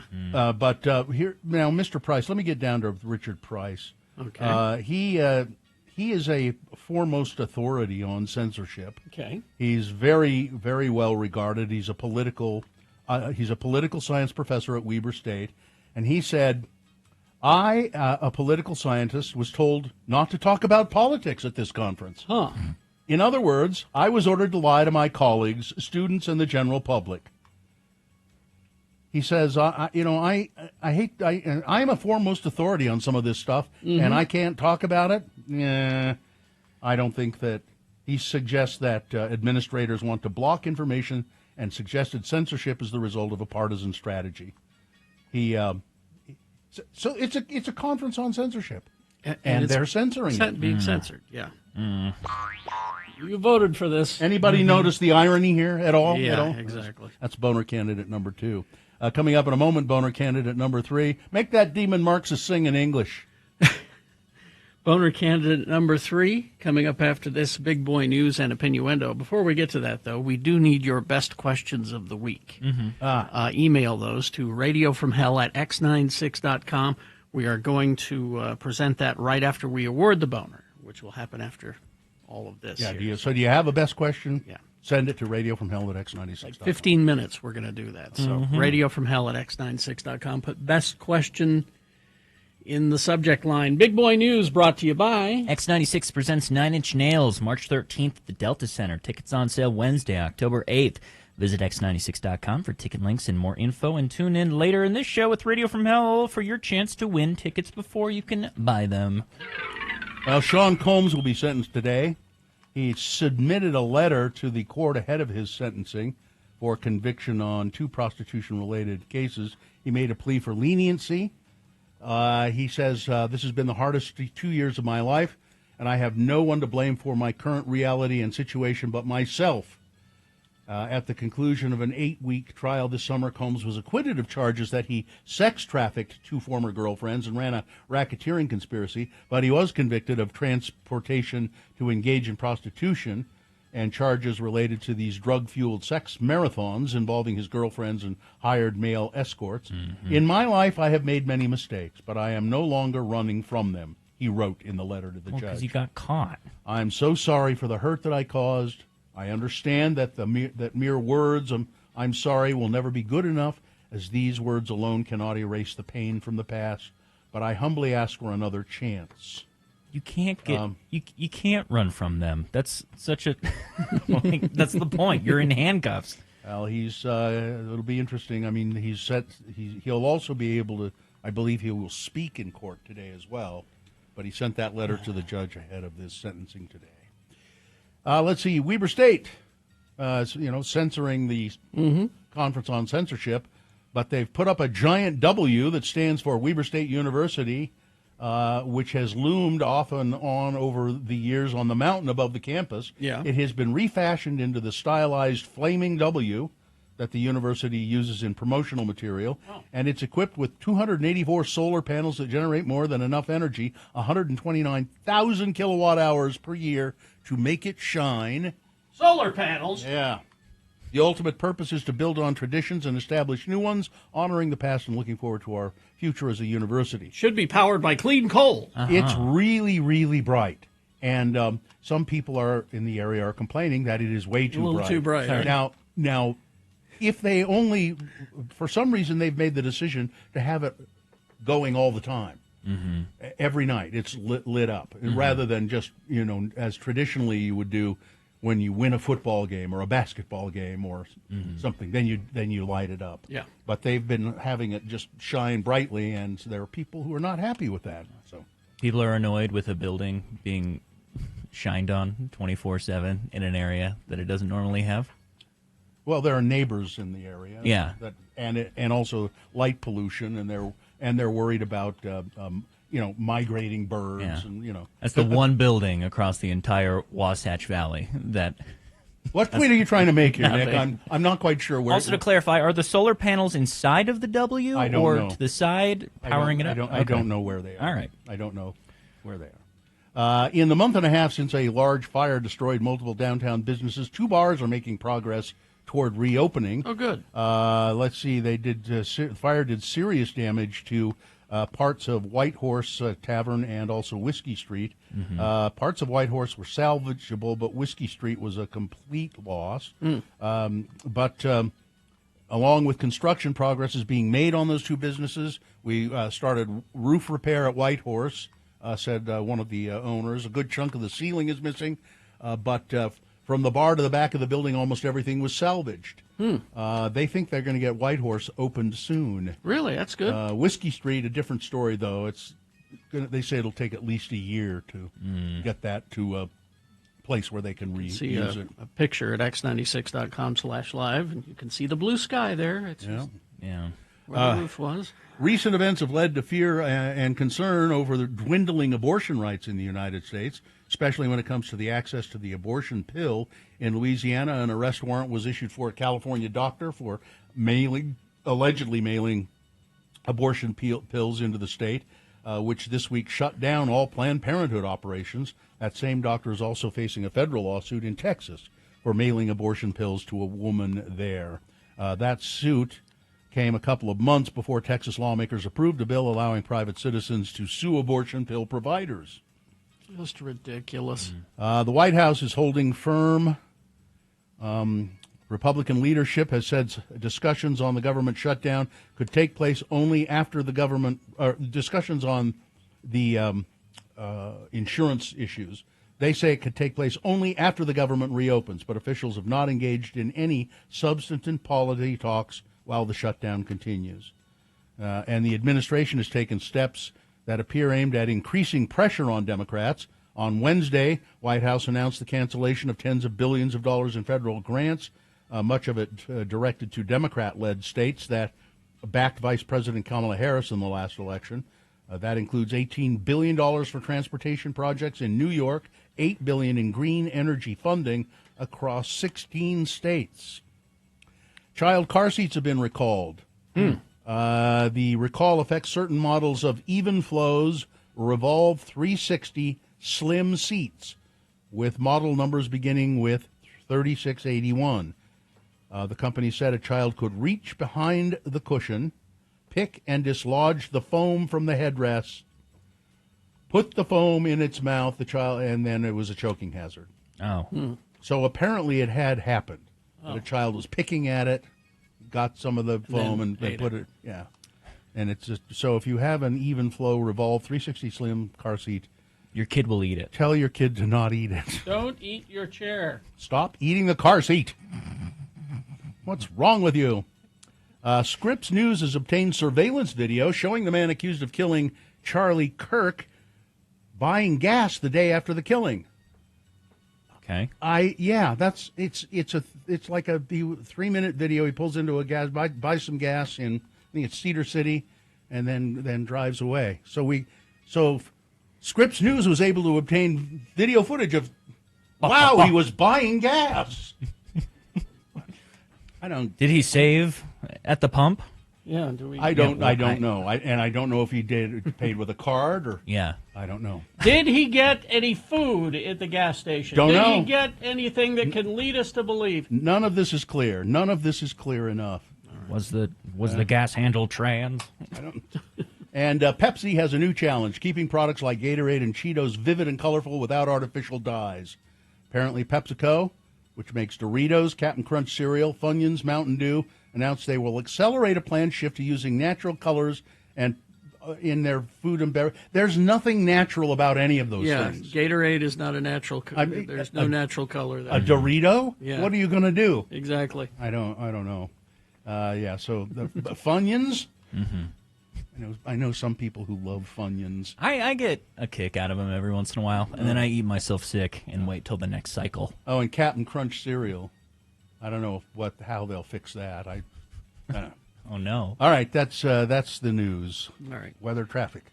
Weather. We are sitting at. Let me hit the refresh button here. 66 degrees in Salt Lake. Probably going to get some rain showers as we get into later today, but we will most likely be dumped on tomorrow.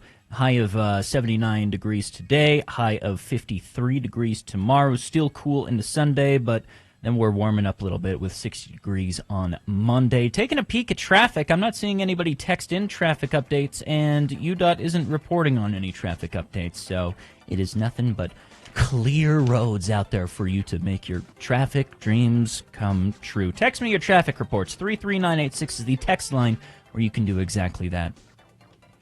Here's boner candidate number 3. Make that demon Marxist sing in English. Danica Patrick. Oh, boy. Apparently she used to be a race car driver. Yeah. Mm-hmm. Which is, but I'm not aware that did she ever win a major race ever? She was a big deal. I know she was a big deal. Why don't you look it up for me, will you? I don't think she ever won a major race, ever. But at any rate, Danica Patrick thinks that there's no place for Bad Bunny or any other Spanish-language performer at the Super Bowl halftime unless they sing in English.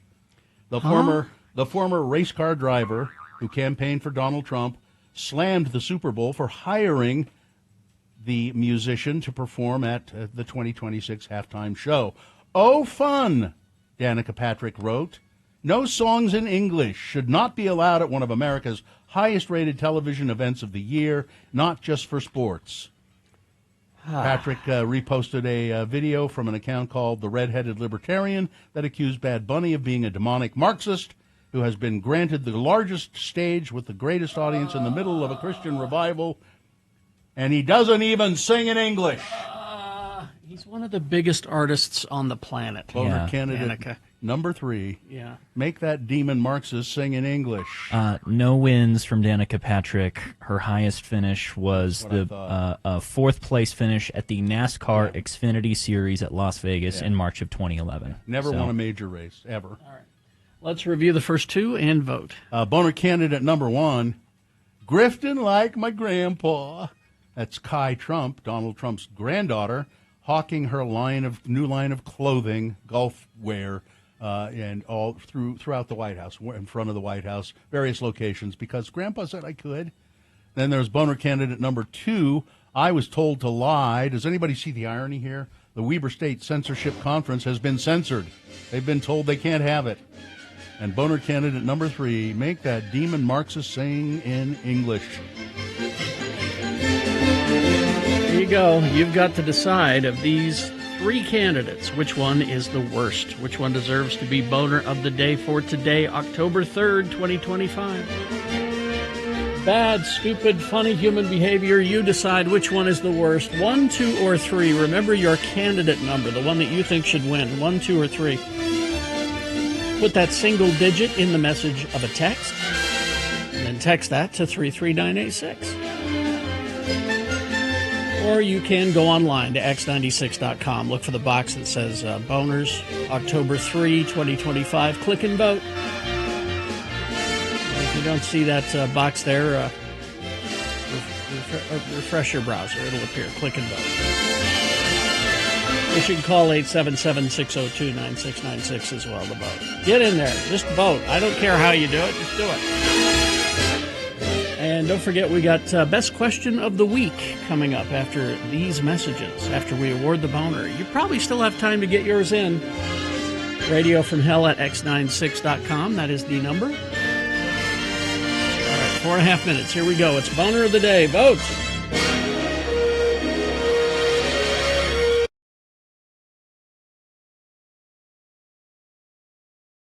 I don't know about you guys, but I had a great time on Saturday. It was fun, wasn't it? Yeah, our event up at the Ken Garff University Club at Rice Eccles. I think everybody showed up. No, there were a few that did not show up. I understand. It was only like 4. But it was a great crowd of people, and I talked to almost everybody there. I tried. Mm-hmm. We worked the room. And I talked to some really interesting people, like this couple I was talking to. I said, "What do you do?" She's the woman, the wife said, "Well, I'm a molecular biologist. I help reconstruct genome sequences. I used to do it in the lab, and now because I'm really good on the computer, I do it on. The people do the lab work and send it to me, and I work it out on the computer." And wow! I mean, just she got a degree in microbiology or at the U and a graduate degree, and then I said to her husband, "What do you do?" And he said, "I strip the flesh off of dead animals." And he's a taxidermist, sort of, yeah. He reminded me, he'd called me once or emailed me about it when Little Bill wanted to, take off. He got that dead raccoon. Yeah, the roadkill. The roadkill that somebody was in front. Somebody on the radio said, "There's a dead raccoon in front of your house, Bill," and he heard it and went and got it and won. And but this guy does this for people who want to preserve their pets. Oh, so it's okay. So he said, "Yeah, I got dead animals all over the house." Oh, wow! In the freezer? Not in the food freezer. I have a big freezer out in the garage, and how he does it mostly is with insects.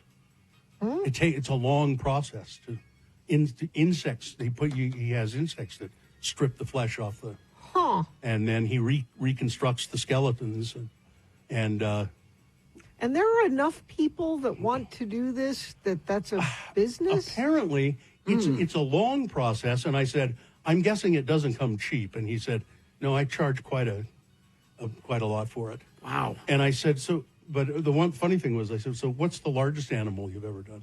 He said, I have a horse. I said, what? Oh. I have a horse that I've been, it's a long project. Which will go where? I don't know.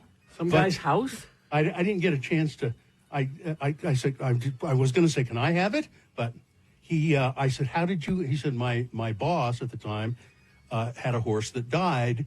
And he said, I got to take it out to the the landfill or there's a dead animal disposal place. And he said, no, deliver it to my house.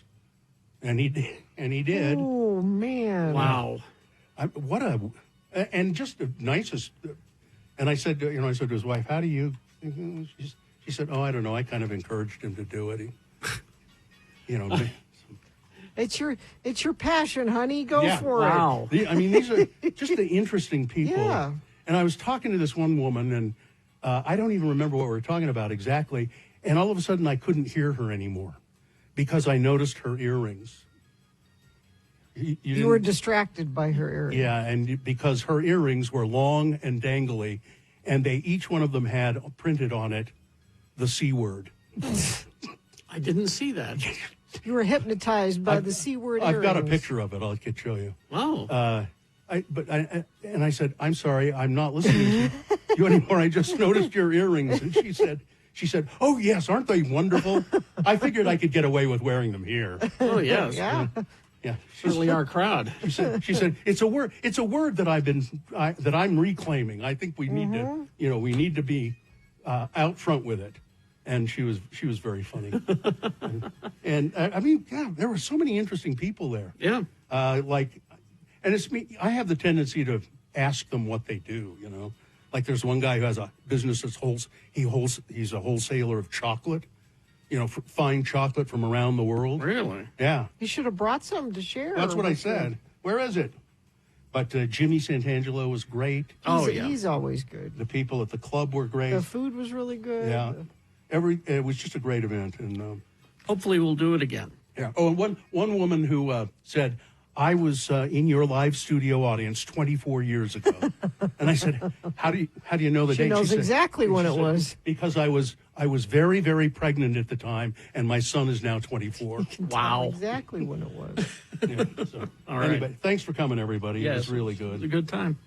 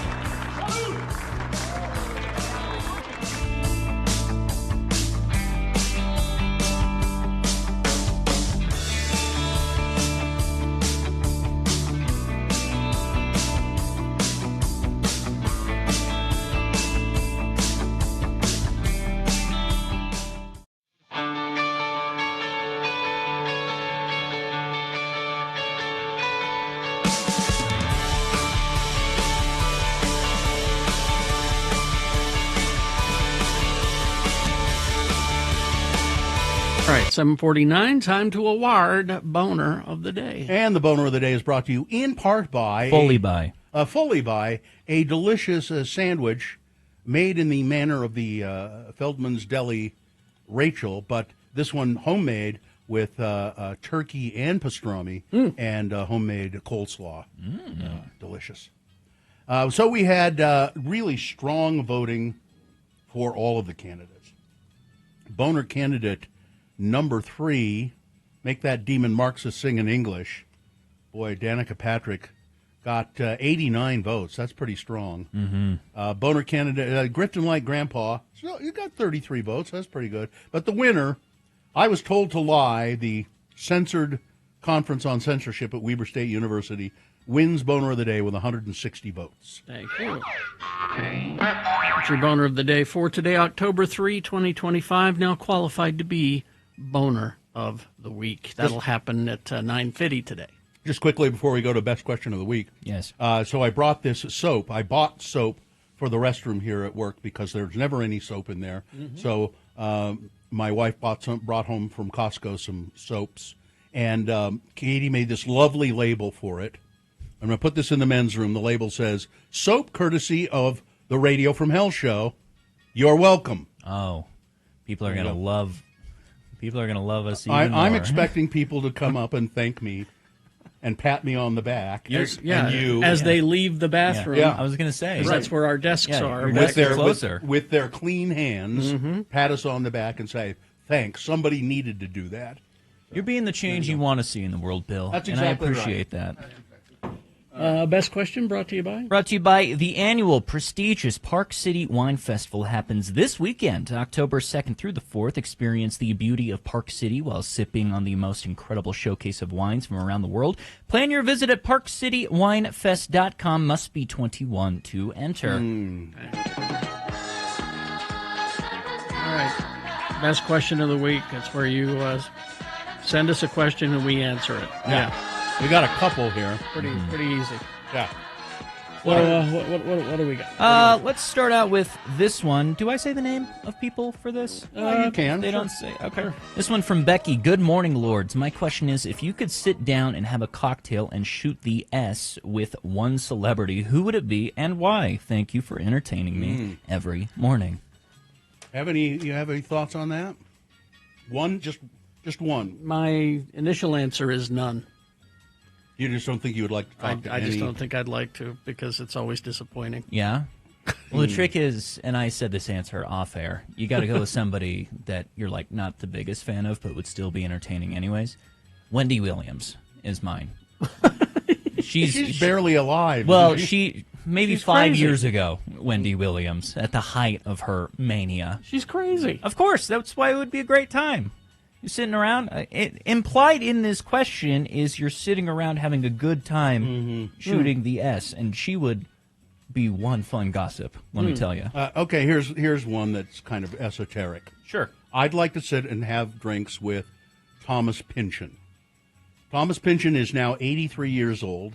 He's written several novels. His latest foray is the movie, what's it called, One Battle After Another, based on a Thomas Pynchon novel. Oh, gotcha. Vineland. Yeah, based on Vineland. But I'd like to sit and talk to him because there are no interviews with him. Really? He is 83 years old. There really are none. There are only pictures of him when he was in college. He never talks to anybody in the media ever. Fascinating. Yeah, I'd like to talk to him before he passes. You would go for a cerebral answer. I could maybe sit and talk with Seth MacFarlane about Star Trek for an hour. But That'd be fun. Yeah. He'd be a fun hang. Yeah. That'd be about it. Yeah. Okay. Well, All right. there you go. That's a good enough question there. Next one. What book, movie, or I'm going to alternate that.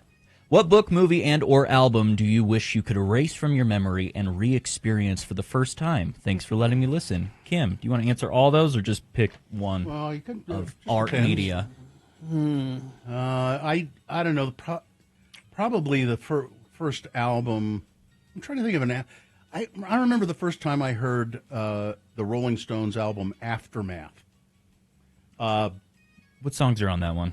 I think Under My Thumb and I don't know. I'd have to look. Why don't you look for me? Yeah. Mother's Little Helper. Yeah. And it was not there.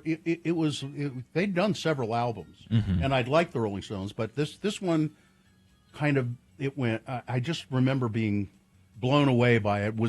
They had stepped up their game somehow. Yeah. And I just remember being blown away by that. And I'd like, although it's kind of a weird question because when I think about it, I could go listen to it now, and it would be like the first time I ever heard it. Sure. Other songs on that: "Stupid Girl," Yeah. "Lady Jane." Yeah. Under My Thumb, like you mentioned, High and Dry. Oh, yeah. Flight 505, that's a really good song.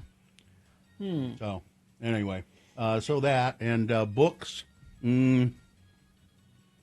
The first time I read a Charles Dickens novel, Yeah. I tried to.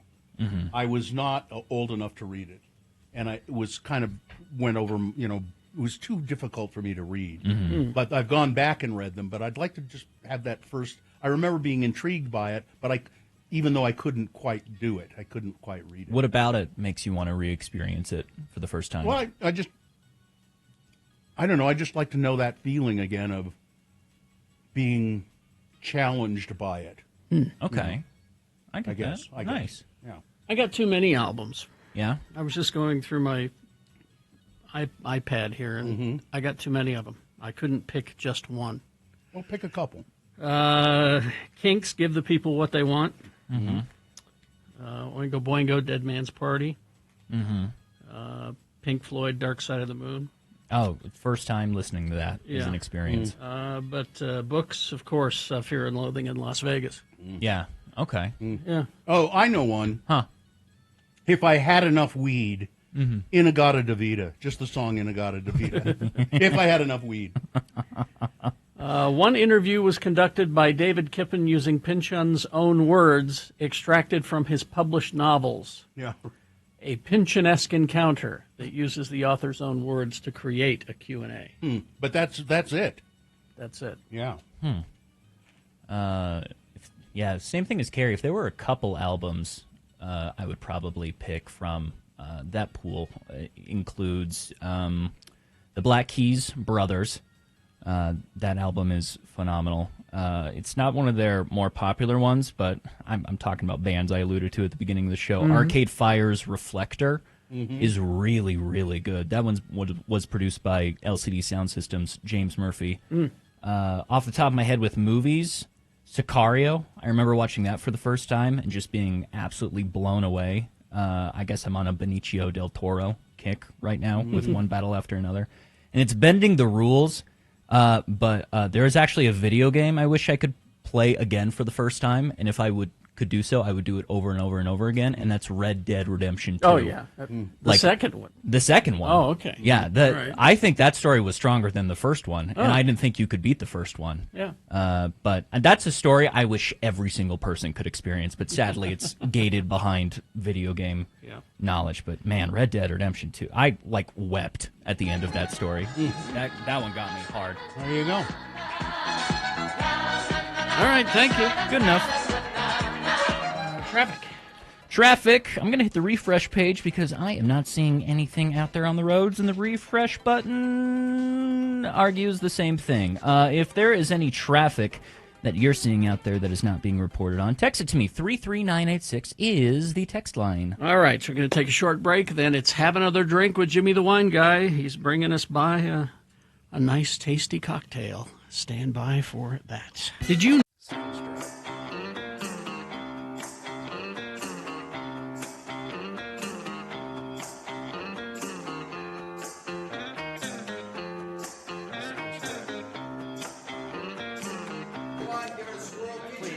Don't call this day drinking.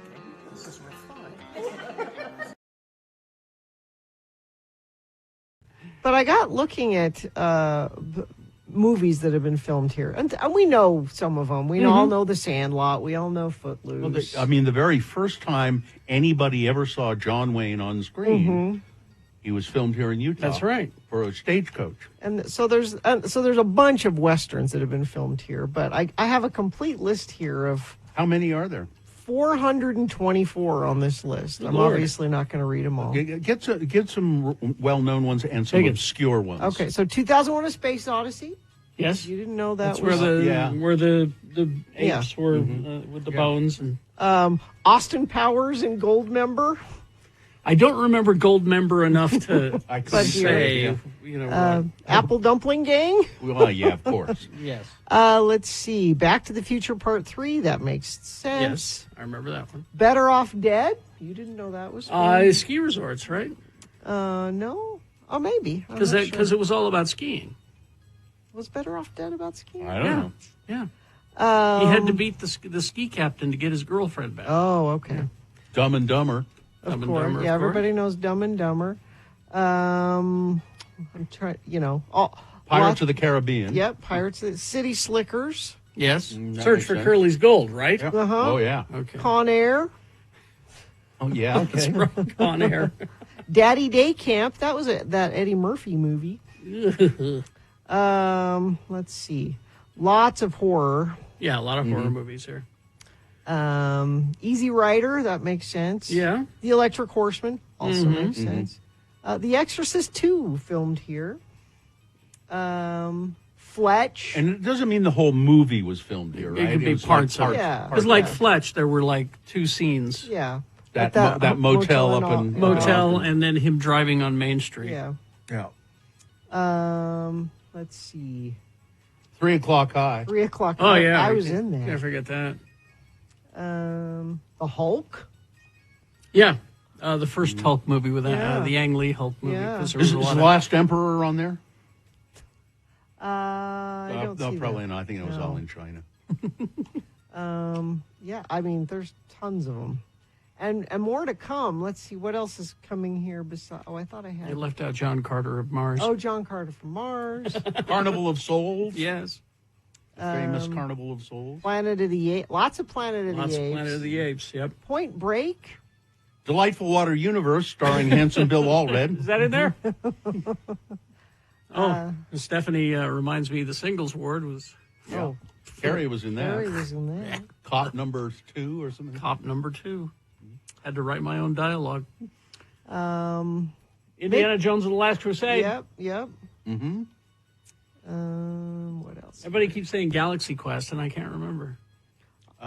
Katie says yes. Is that right? Galaxy Probably. Quest. Okay. Which is what a great movie that is. And they've never made a sequel.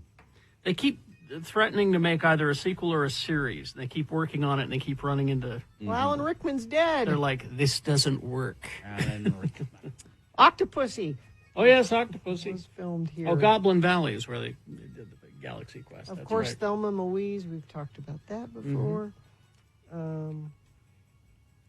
Well, now, Lots. because there are so many movies filmed here, there must be a lot of celebrity sightings. And we need to know about those. So if you ever have celebrity sightings, you should let us know. You could email us, radiofromhell@x96.com, or you can, call us, 877-602-9696. If any time you run into a celebrity, we want to know the story. If you're at a McDonald's in St. George and see Kevin Costner. Because I seem to remember somebody telling us a story that Bret Michaels was getting gas someplace on his way to the dunes. That's right. Somebody Out to the dunes. somebody ran into him at a gas station. Where are you going? Out to the dunes.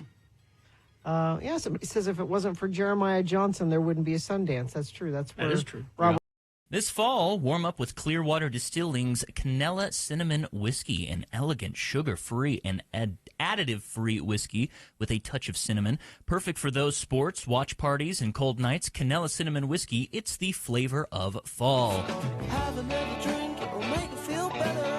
Have another drink and you feel all right. And here he is, ladies and gentlemen, the demented doyen of the Wine Academy of Utah. Jimmy Santangelo, wineacademyofutah.com. That's a good sound. That's Yeah, my favorite. good That is, sound. that is my favorite sound, I think. So we're featuring the Canella whiskey, cinnamon whiskey, and I wanted to do a throwback, old fashioned. What do you think? Sound good this morning? Well, it looks like you've already got it going, so yes.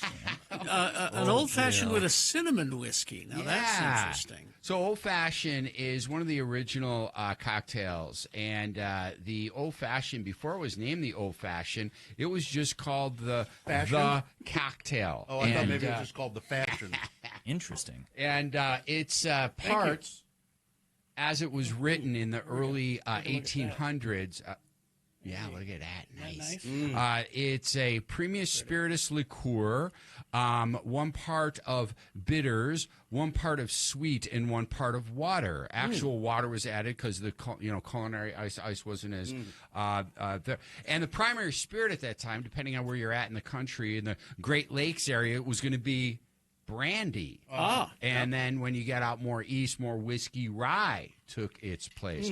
And the cocktail was named post haste once in the mid-1800s when the Manhattan cocktail came about. When Oh. Culinary Ice, Jerry Thomas, a famed cocktail mixologist in the mid-1800s, 1864, he had it written about the Manhattan cocktail. The reason I'm telling you this is because the Manhattan cocktail is 1 part premium spiritus, and then you have your sweet, which is sweet vermouth, ice, and then bitters, literally bitters, like Angostura bitters or Boker's bitters was the extra one, and then or stir down, strain. And the old timers were saying, hey, you know what this Manhattan, what do you call this? It's the Manhattan cocktail.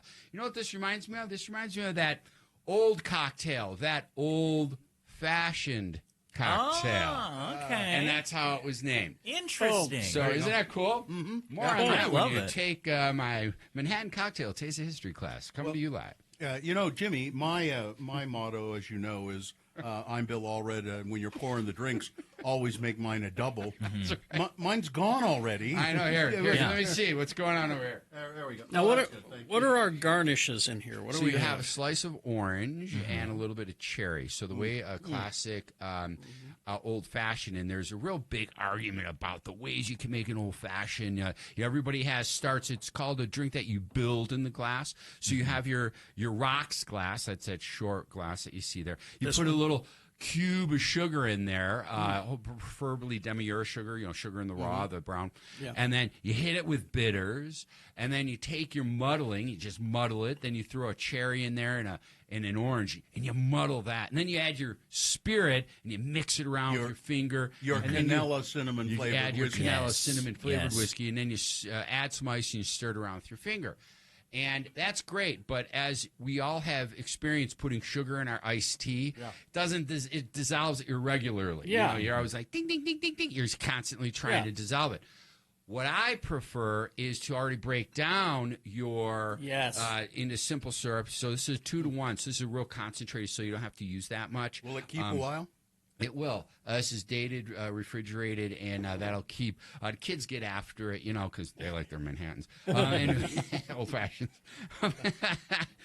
So I did that, and you heard it shook. I shaked it because now I introduced something non-alcoholic to it, which was the simple syrup. So that's when you got to shake the bejesus out of your cocktail with the Canella cinnamon whiskey, and then I strained it over the drink. It's pretty sweet. Can you make it? I guess you can make it less sweet by not putting as much sugar as in it. Yeah, I could have held back on the. Do you agree that this one is a little too sweet? Or? I kind of like it. I like it's it. in the morning Yeah. cocktail. I like them a little bit. So But we're not all bitter, Bill. But this cinnamon whiskey does not have sugar in it. And that's the cool part about it, because now as drink makers, as mixologists, we can adjust to people's palate rather than, it's too sweet, I'm not going to buy it. No, it's not sweet at all. The baseline of this Canella, they take a really nice whiskey and they set in a basket of from India sourced cinnamon sticks. And they just soak it in there, and they do it to taste. It's not like, okay, 45 minutes is up. They do it to taste. They make sure it's where they want it to be. It gives them an excuse to taste the whiskey from time to time. Over and over. This is quality control. Yeah. Now, see, I've taken the cherry out of my cocktail. There it is. There it is. Unfortunately, it doesn't have a stem on it so that I can show you I can, in fact, tie a knot. Okay, show off. In the stem. Okay, show off. Let's see what we got here. Easier said than done, Bill. These stems are here's a moderately sized stem. There you go. Look at that. It's like a I wishbone. have to see You know what this. I say, the bigger the stem, the better. That's what I've always said. I've got a couple of shorties in there. Broken I'll off. see if I can do it. It's been a while. Yeah, while Bill does that, I got to say, Jimmy yet again has shown me I love something I thought I disliked because cinnamon whiskey has not been something that vibes with me. No, But this is delicious. That's why this is the best stuff. Yeah. Yeah, this is really good. Clearwater Distillery, right over in Pleasant Grove, Utah County's only distillery. And it's fun when you go there. First time I went out there, said, hey, how do I get out to you guys? They're like, well, go down I-15, get off at the Pleasant Grove off-ramp. At the end of the off-ramp, make a left, and then bang a right after the church. So you didn't have to say which church. Of course. So And, of course, wineacademyofutah.com for all of your activities. That's right. We have something coming up. We have 3 spots left for our Capitol Reef Yoga Tour. 3 days, October 17th through the 19th. Join myself and Kim Dastrup, our yoga instructor, for a beautiful evening and daytime of hiking, yoga. We're celebrating Edda's Place Cidery. Nice. We're going to do a tour and tasting. So it's going to be cider, spirits, and wine. We have a multi-course wine dinner at Hell's Backbone in Boulder. All transportation's included once you're down there. And go to wineacademyofutah.com for more information and click on the yoga tour button. And Jimmy, I think you can testify. It's too small to see on camera. But look, there's the stem. That is tight. I'm impressed. That's pretty good. Right. So call me. I'm Bill Old. I'm turned on. I'm speechless. Thank you. Thank you, Jimmy. Thanks, guys. Enjoy your weekend. WineAcademyofutah.com. This fall, and I know Brian in Payson was also very impressed by Bill's tongue-tying skills. He texted that in like 10 minutes ago, too, before we were even talking about it. Brian in Payson. By the way, I went and used the facility a few minutes ago. Yeah. With the new soap that we put in there. Yeah. And was pear, the pear soap. Yeah. It smells like pear. It's I wonderful. thought it was fig. Or fig, I mean. Yeah. Fig. Yeah. It's wonderful. It's your thing. And it does smell like a fig. All right. You'll be met with applause. I'm sure. Later today. I'm sure. Well, I put Radio from Hell so I wouldn't have all the blame. Or all the glory, I should say. Yeah, all the glory. All the glory. Provide. And I checked the 2 soap dispensers in the bathroom. None. There's no. There's, as is often the case. Oh, there was also no paper towels in there yesterday. Really? I noticed. No. Really? No. That's odd. The paper towel that has been dispensed in there, though, is like small squares. They used to be So you big wind up- ones. yeah, they used to be big ones. You could get one and get the job done. They dialed it down. They dialed it down, and now you have to get 3. Yeah. To say they dial it down to save on the paper. Save. Yeah, But you wind up using more. Yeah. Yep. Do we have anything else you got to get to? No. Should I? Is there something? I don't know. I'm confused. Okay. I think we're good. We already did the contest. Yeah. We did that. We got that Shush, taken shush, care shush, of. Well, what? The secret contest? Yeah, we did that. Okay. We did it. Okay, we're just acknowledging it. I guess. Okay, it's a secret to you. All right. Beat Gina, or Beat Nick in this case, coming up after these messages. 877-602-9696 is the number to call to play. Beat Nick. What is the prize? The prize is 9 Inch Nails tickets. That is a big one. 9 Inch Nails tickets. 877-602-9696. It's Thor trivia today, the movies. Coming up after these messages with Beat Nick. Traffic. There is an incident southbound I-15 around Layton that apparently, now that I have since clicked on it, has said this incident may have recently been cleared. So never mind. No traffic out there on the roads as reported by UDOT. If there's any traffic I'm missing, though, 33986 is the text line where you can share that with me. All right, thank you very much. We'll take a break. We'll be back. Beat Nick after these messages for 9 Inch Nails tickets. All right, after these and a song.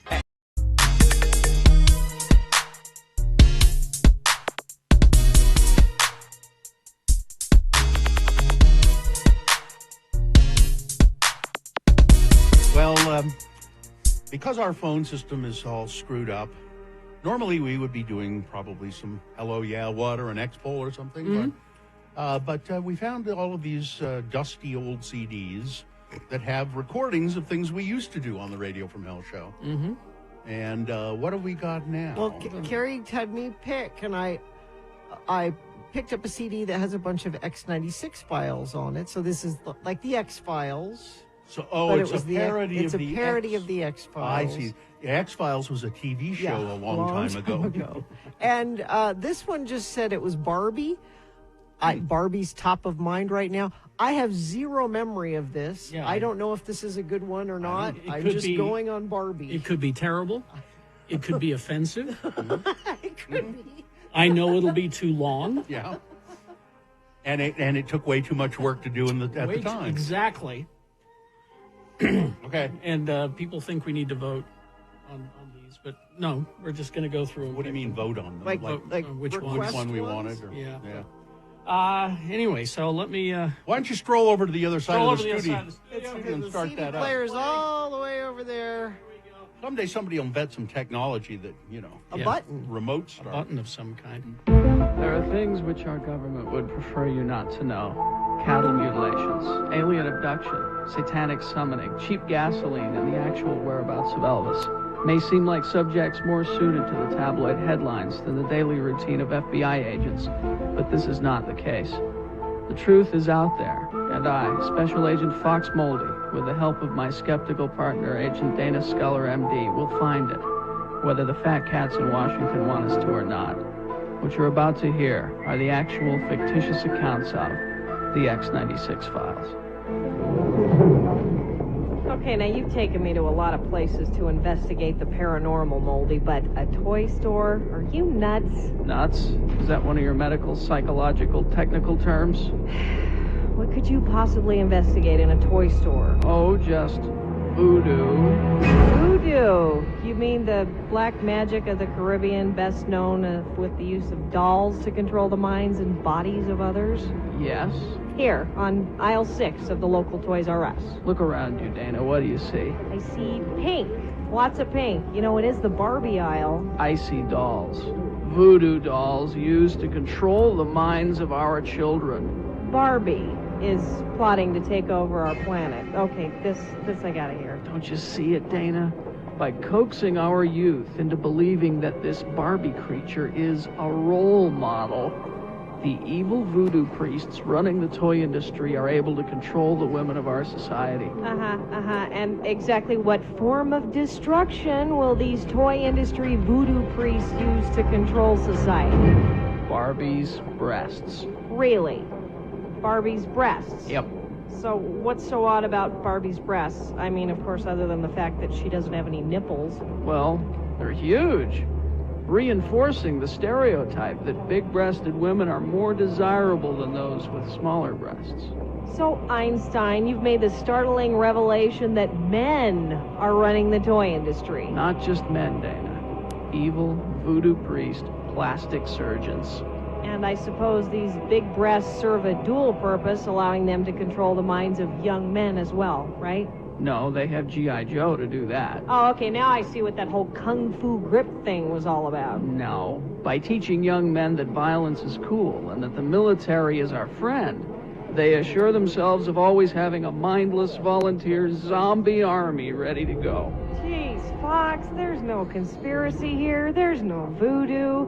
Just society doing its usual bang-up job on screwing up the raising of our youth. Let's go. I wanted to stop by the game aisle and pick up a Ouija board on our way out. A Ouija board? Well, you're flirting with me now, right? Ooh, yeah, Fox. I want you to whisk me back to the hotel and play strip Ouija with me. Really? No, Fox. Kidding. Just kidding. You know, Dana, the truth is out there, and we are going to find it. I'm going home! I think she's a little pissed. You know, there's a reason, Gina, that you have no memory of that. I just heard it and I have no memory of it. But I'll say this about it. Kind of prophetic. Well, Greta Gerwig was listening to the show one day. I think it was an inspiration. I don't even remember what it's about now. Oh, and a little offensive. It was a little. It was a little, yeah. How was it? How so? Talking Saying the about- word nipples? Yeah. That's offensive? Talking about Barbie's boobs is. Well, that's the point. Was the whole point of the sketch? Yeah. Oh, well. You know, I'm just hoping the phones get fixed. Back then, we weren't the first to talk about Barbie's boobs. And I didn't realize my voice had changed so much over the years. That's all the cigarettes. We slightly altered it. Just a okay. Yeah. Just a little bit. Just a little. Yeah, I don't remember that sketch at all. All you people who say, "Oh, yeah, I remember the show used to be this and used to be that." That's what it was. All right, I'm sorry. It used to suck. All right. I mean, some of the ones we played when Gina was gone, I thought were pretty funny. That was just kind of like that one. Well, yeah, okay. The Space Elders we played with Qui-Gon Jinn, that was pretty good. I think if the phones continue to be broken, we'll explore some more stuff. Maybe there are gems there. Well, I just hope that people start a letter writing campaign to get the phones fixed. Is this why we're doing it? Yeah. Please stop. Please stop. Make them stop playing those bits. Them stop. They're terrible. I wish we could find the scripts and we would just redo them. Oh. No, because it's not just the scripts. It's all Carrie's work with the sound effects and the music and the... I'd make him do it again. And the Foley stuff. And see, that one was easy. There was none of that in there. All I had to do was some store sound effects and keep the music But flowing. it still took you time. But yeah. Well, we spend a lot of time writing these. And there's a lot of behind the scenes stuff that you don't know, Gina, because you're out of here at 10:05. How would I know? I'm not here.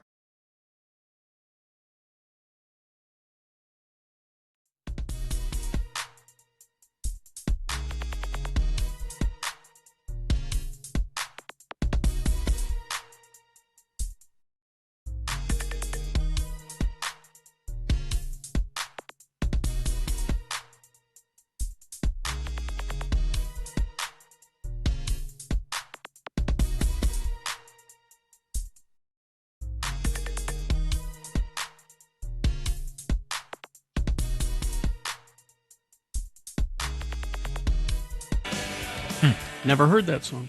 Oh, well, it's new to you, I guess. Well, as a music fan, I plan on learning more about it. Okay. 8:22. Time for a beat. Gina, brought to you by. Why spend stupid ticket prices for concerts when you can experience great live music for much less at Salt Lake's coolest, most intimate venues? Check out Moki this Saturday and Sunday at the Stateroom. Get tickets at thestateroompresents.com. Thank you. Oh, that's not it. My. Oh. Well, we'll have Beat Gina in a moment. But first, a word from the good folks at Nabisco. Oh. They want you to know that you don't have to be rich to have expensive taste. Wow. Escort crackers. Wow. Rich, not expensive. Simple yet elegant. Escort crackers offer a delicate toasted flavor and a satisfyingly crisp texture, making them the ideal canvas for your favorite cheeses, savory spreads, and delicate canapes. They complement, never compete. Elevate your next gathering with the timeless quality of Escort. Escort crackers, the art of the perfect bite. Wow. And now, speaking of elevating your next gathering with timeless quality, here's the host of Beat Gina, today to play Beat Nick, Kerry Jackson. Thank you, Johnny Ola. You're welcome. Wow. Escort crackers. I wish you had a visual. I don't remember those. There wasn't much. Oh, okay. All right. They were gone. I'm pulling them up on my laptop. I don't recognize them. They were here and gone quickly. All right. Well, the randomizer has picked a contestant. Nick, you'll be going up against Cherish today. Cherish. Are you there? Hi, I'm here. All right, Cherish. We're going to toss a coin to see who goes first. It will give you the advantage in the game if you call it correctly, heads or tails. Heads. All right. See? It is heads. Wow, Oh. Cherish. You got it. That means you go Yes. first, Cherish, for 9 Inch Nails tickets.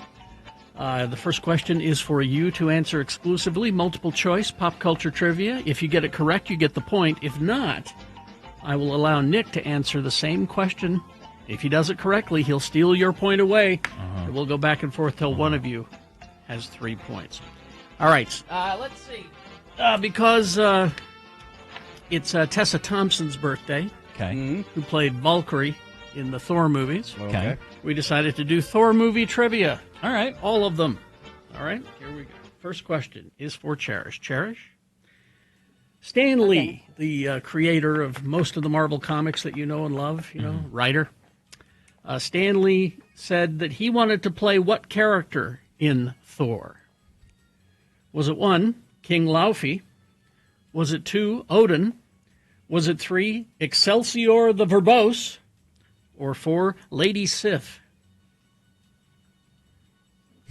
I want to say Odin. Odin is correct. Why didn't they let him? He owned it. Yeah. All right, that's one for Cherish. All right. Nick?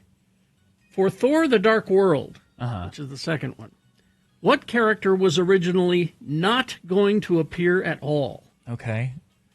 Was it 1, Gorm, the god of missing the point, Brenda, the goddess of micromanagement, 3, Odin, or 4, Loki? Oh, man, that's the only Thor movie I didn't see. I'm going to guess Thor? No, not Thor. Excuse me, Odin. Odin? Yeah. No, that's incorrect. Damn. Terribly sorry. Cherish? Damn. I would say Loki. Loki is correct. It's Yeah. 2 points for Cherish. And Wow. Cherish, you control the question now. So you know what that means. If you get this one right, you win. Yes. All right. Woohoo! Here we go, Cherish. In Thor Ragnarok, Odin is the father of Hela. Mm-hmm. But in Norse mythology, who is the actual father of Hela? Is it 1, Loki? Is it 2, Laufey? Is it 3, Gwar? Or 4, Thud? Loki? Loki is correct. So You just win the game like, man. Oh my gosh, I just beat Nick! Well, all right, okay. Yeah, you mopped the floor with him. Let's calm down a little bit. You're getting some Nine Inch Nails tickets. You don't need to rub it in my face. I'm so excited. Thank you. Good. Hang on the You line. guys are my favorite morning every morning. Thank Aw. you so You're much. welcome. Thank you. Thank you, Cherish. Easy to say as the winner, but we appreciate it regardless. Hang on the line, Cherish. We'll tell you how to get those tickets. I got to get going. I got a date with an escort. Ooh. An escort cracker. Johnny Ola, your wife. Always complimenting, never competing. That's right. All right, big boy news now, brought to you by Laser Halloween is lighting up the night. Hear Thriller, Ghostbusters, and more in a bewitching show for all ages. Tickets on sale at Clark Planetarium through Halloween. Don't miss this frightfully fun time. Well, Taylor Swift pays tribute to one of the fathers of modern pop on her forthcoming new song. She has a song on her new record called Father Figure, which is a tribute to George Michael's 1988 hit of that name. After weeks of rumors that the late icon's fingerprints would be on the 4th track of the pop star's upcoming Life of Showgirl album, Billboard can confirm, yes, we can confirm, that to be the case. As opposed to sampling Michael's Father Figure, however, Swift will interpolate the song. So I don't understand. I guess it says she won't sample it. She will. It says here interpolate, but I think they mean just splice in parts of the song into her song. But that would be sampling. Well, I don't know. There's a technical difference there. I think I have to hear it to know. Sure. The news comes just 3 days ahead of the release of Life of Showgirl, being released today. Yeah, today. Swifties have been flooding social media with excitement over the possibility that George Michael is credited as a songwriter on Father Figure, though that has not been confirmed. Father Figure is one of the enduring hits from George Michael's 1987 debut album, Faith, his solo album, debut solo album. The track spent 2 weeks at number 1 on the Billboard Hot 100 in 1988. Swift's song, featuring George Michael's work, comes nearly 20 years after she first paid tribute to the Wham star. In 2008, she covered Wham's Last Christmas for her Christmas album. Oh, okay. So I guess she's always liked them, and it'll be interesting to hear. I like all of the songs on that album, Faith. Father Figure is a good one as well. Let's see. Well, Trump administration is determined that the United States is engaged in a formal armed conflict with drug cartels that his team has labeled terrorist organizations, and that suspected smugglers for such groups are unlawful combatants. The notice was sent to several congressional committees and obtained by the New York Times. It adds new detail to the administration's thinly articulated legal rationale for why 3 U.S. military strikes the president ordered on boats in the Caribbean Sea last month, killing all 17 people aboard them, Yeah. should be seen as lawful rather than murder. Trump's move to formally deem his campaign against drug cartels as an active armed conflict means that he's cementing his claim to extraordinary wartime powers. You can make the claim. There's Uh-huh. no proof because you blew up the proof. Well, and remember I told you last news I was talking about the if you go to government websites because the government shut down, there'll be banners on these websites saying that this is all the liberal Democrats or the radical Democrat Party's fault that this is all closed down. Right. Well, those messages are the latest example of where the Trump administration has blamed Democrats for the government shutdown using official channels. Furloughed staff at the Education Department say out-of-office messages for their government email accounts have been automatically updated. The new out-of-office message blames an ongoing government shutdown on Senate Democrats who didn't vote on a stopgap spending bill that would keep the government funded. Thank you for contacting me, one of these outgoing messages reads. On September 19, 2025, the House of Representatives passed House Resolution 5371, a clean continuing resolution. Unfortunately, Democrat senators are blocking passage of House Resolution 5371 in the Senate, which has led to a lapse in appropriations. I am currently on furlough status. I will respond to emails once the government functions resume. The employee whose email and phone message that was said, That's not me. That's not me. Those aren't my words. Yeah, I didn't do that. I didn't say that. It's against the law. Federal News Network has reached out to the Education Department for comment. The department has furloughed about 87% of their staff, according to a contingency plan. So the Hatch Act prevents federal employees from acting in their official capacity to make political statements. Exactly. I didn't know the official government websites. Were acknowledging what you were talking about there, because I just pulled up whitehouse.gov, top banner. Democrats have shut down the government, and then it's a timer extending. Go to the IRS website. That's because it's terrible. I hate laughing. The Republican definition of bipartisanship is do it our way. But you know that good guy Vladimir Putin, the president of Russia, on Thursday said that Russia had no plans to invade NATO countries. Sure. Amid alarm over confirmed and suspected Russian drone incursions from Poland to Denmark in recent weeks. After the airspace violation, some European leaders have said that the continent has entered its most perilous moment in decades. NATO nations are moving to beef up aerial defenses that they believe Russia has been probing for weaknesses. But Putin said, no, there's nothing to this. Hey, listen, calm. He said, this is something impossible to believe. I'd like to just tell the leaders of these other countries, just calm down. Sleep tight. Finally, deal with your own issues. Sure. No aggressive intentions regarding other countries. No, none. The FDA has approved this week a generic version of mifepristone, the drug most commonly used to terminate pregnancy during a medication-induced abortion. The drug is the second version of generic mifepristone to be marketed. It comes just days after HHS Secretary RFK Jr. said the FDA would review the existing approvals of mifepristone. But the FDA, and that whoever approved this is going to get fired. Going to get fired. Let's see. This is a Florida state lawmaker says he's been inspired to introduce legislation to improve pool safety standards at short-term rental homes statewide after watching a Scripps News investigation that examined drowning deaths in Florida and other parts of the country. And, I've kind of thought of this myself. You rent an Airbnb and it has a pool. Yeah. I mean, it's totally unregulated. Yeah. And I don't know. I don't know what I often think about that when I'm in an Airbnb and it has a pool, and I think, it's not dangerous to me and it's not dangerous to my family. But I think there's just sort of no regulation about that, I don't know what this guy intends to do. But apparently there have been several cases. At least 49 children have been involved in fatal and some non-fatal drownings at short-term rental homes, meaning Airbnb and that sort of thing. So they're going to look at this guy in Florida who wants to figure out some legislation, maybe. Maybe some sort of waiver, that's separate from the actual agreement. Yeah, I don't know. I understand that there's a pool and, something like that. Yeah. I don't know. I don't know how you could. Anyway, let's see. Evacuations have been ordered for Utah County.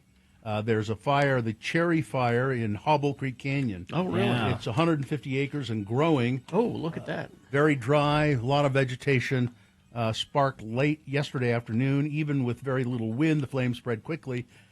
Crews from Mapleton State Fire and Utah County Fire Departments are on location. The canyons are tricky to navigate, especially at night. Yeah. When there's a fire, people are being told to stay out of the area and to keep the roadways clear. And this will make you sad, Carrie. Yes? I know it will. The Aquarius Fish Company Oh, yes, this is unfortunate. has closed its doors after almost 25 years of business in downtown Salt Lake City. Fishmongers are rare here in the high desert, and this one was a Salt Lake institution. Even out-of-towner foodies were stunned at the selection and the quality. Mm-hmm. It's been a labor of love to provide this service to the community, and we wouldn't trade it for anything. It is a very sad time for all of us, said a post on Facebook from the business. The owners didn't immediately return Axios inquiry as to why they were closing, so I don't know who else will fill Salt Lake City's retail demand for sushi grade fish, because is there no other fishmonger? Not like that. I mean, where you could just go in and point to a whole fish, and then they would take it in the back and cut it up for you. Yeah. DoorDash customers in Phoenix may have their next meal delivered to their homes not by a Dasher but by a Dot. The delivery company on Tuesday unveiled a friendly-looking red autonomous delivery bot named Dot, calling it the first such robot with the ability to maneuver within bike lanes and on roads and sidewalks, and the first to be built expressly for local commerce. The company has touted Dot as a more efficient and economical way of delivering orders of smaller-sized goods, such as toiletries, for example, that don't require a vehicle for transport. So if you need to order a tube of KY jelly from the drugstore, they can send it over to your house. When you're too drunk to go pick up the KY jelly, Yeah. the robot will bring it to you. We need KY. We need it now.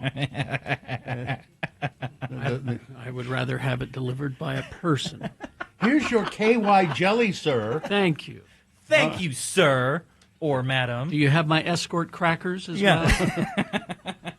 I understand KY is delicious on an escort. Is it? Yeah. Wow. Use KY on an escort. Cracker. The crackers. Mm-hmm. All right, that's the news. Sports weather track. Sports climber Domen Skofik conquers world's first flying route at 2,500 meters. He was a climber, is a climber, I shouldn't say was when it comes to this story, who achieved the new milestone in climbing history by tackling a specifically built route between the wings of a glider above ground going at like 60 miles an hour. What he did was somebody was piloting the glider.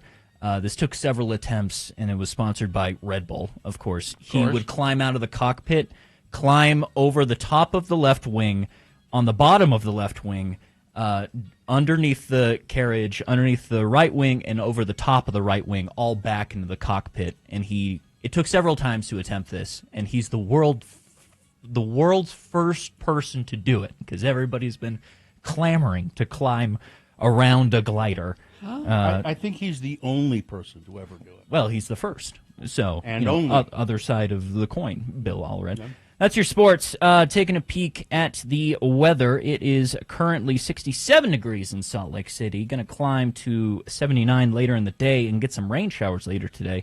While it will get warmer, that will dip tomorrow, as it is a high of 53 tomorrow with even more rain showers. But that should clear up by Sunday. Still cool, though, at a high of 58. Taking a peek at traffic, a mess kind of started in American Fork on the on-ramp of northbound I-15. Somebody texted in that it was a motorcycle accident that is blocking the right shoulder. That is being confirmed by UDOT, but if there's any other traffic reports that I'm missing out on, text it to me. 33986 is the number. Like this person who says there is an accident near, same place, Pioneer Crossing. Okay, so I'm just double stamping things. I'm not doing good at my job. Anyways, 33986 is the text line.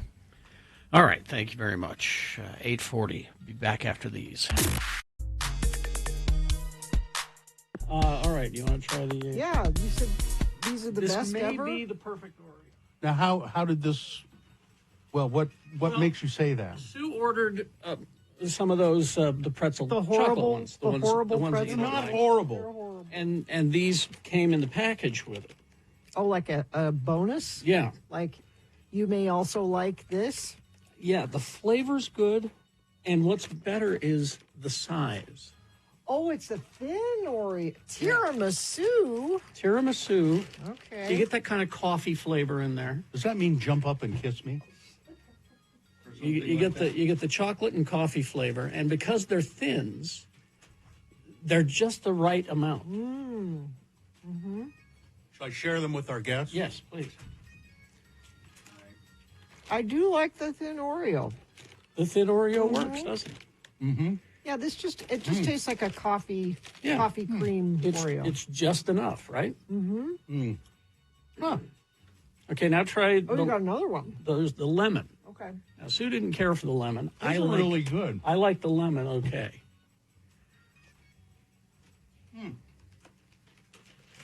Yeah, those tiramisu are really the good. tiramisu, but it needs to be the thin. Or you know what this would be good with? What? A little cup of tea. A little cup of tea with the lemon. Little. You know what they're all good with? Shot of bourbon. Yeah. Try the lemon. Lemon's all right. Mm-hmm. It's the fake. It's the fake lemon. It is the fake It's- lemon it's- flavor. It's not. It's artificial. Well, you want them to put a slice of lemon between Well, them? that'd be nice. But I'd have that with some tea. But yeah, just No, those are good. The tiramisu thins, I think, is the way to go.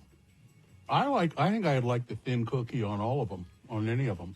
Both of these are infinitely better than that abomination that is the chocolate pretzel. Being awfully hard on that cookie. You really are. I have It high, doesn't deserve it. I have high standards for my Oreos. Somebody said, "Have you tried the Post Malone ones?" Of course. Oh, I've well, tried yeah, them. they're delicious.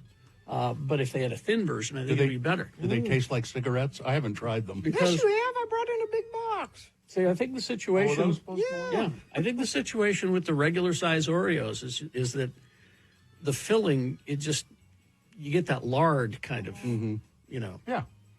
it overwhelms you. Yeah. You're overwhelmed with lard. Yeah, it's like you bite into it and you go, lard. Lard, this is lard. And then the sugar takes over and you forget it for a second. But with the thin, just enough. Got the right flavor. Perfect size. Just a little hint. All right. You're welcome. Thank you. Thank you. Those are delicious. Thanks for bringing them in. And I'm just looking to, what does tiramisu mean? I know it means something. I don't know. I'll look and see. Delicious. Anyway, all right. So we got that.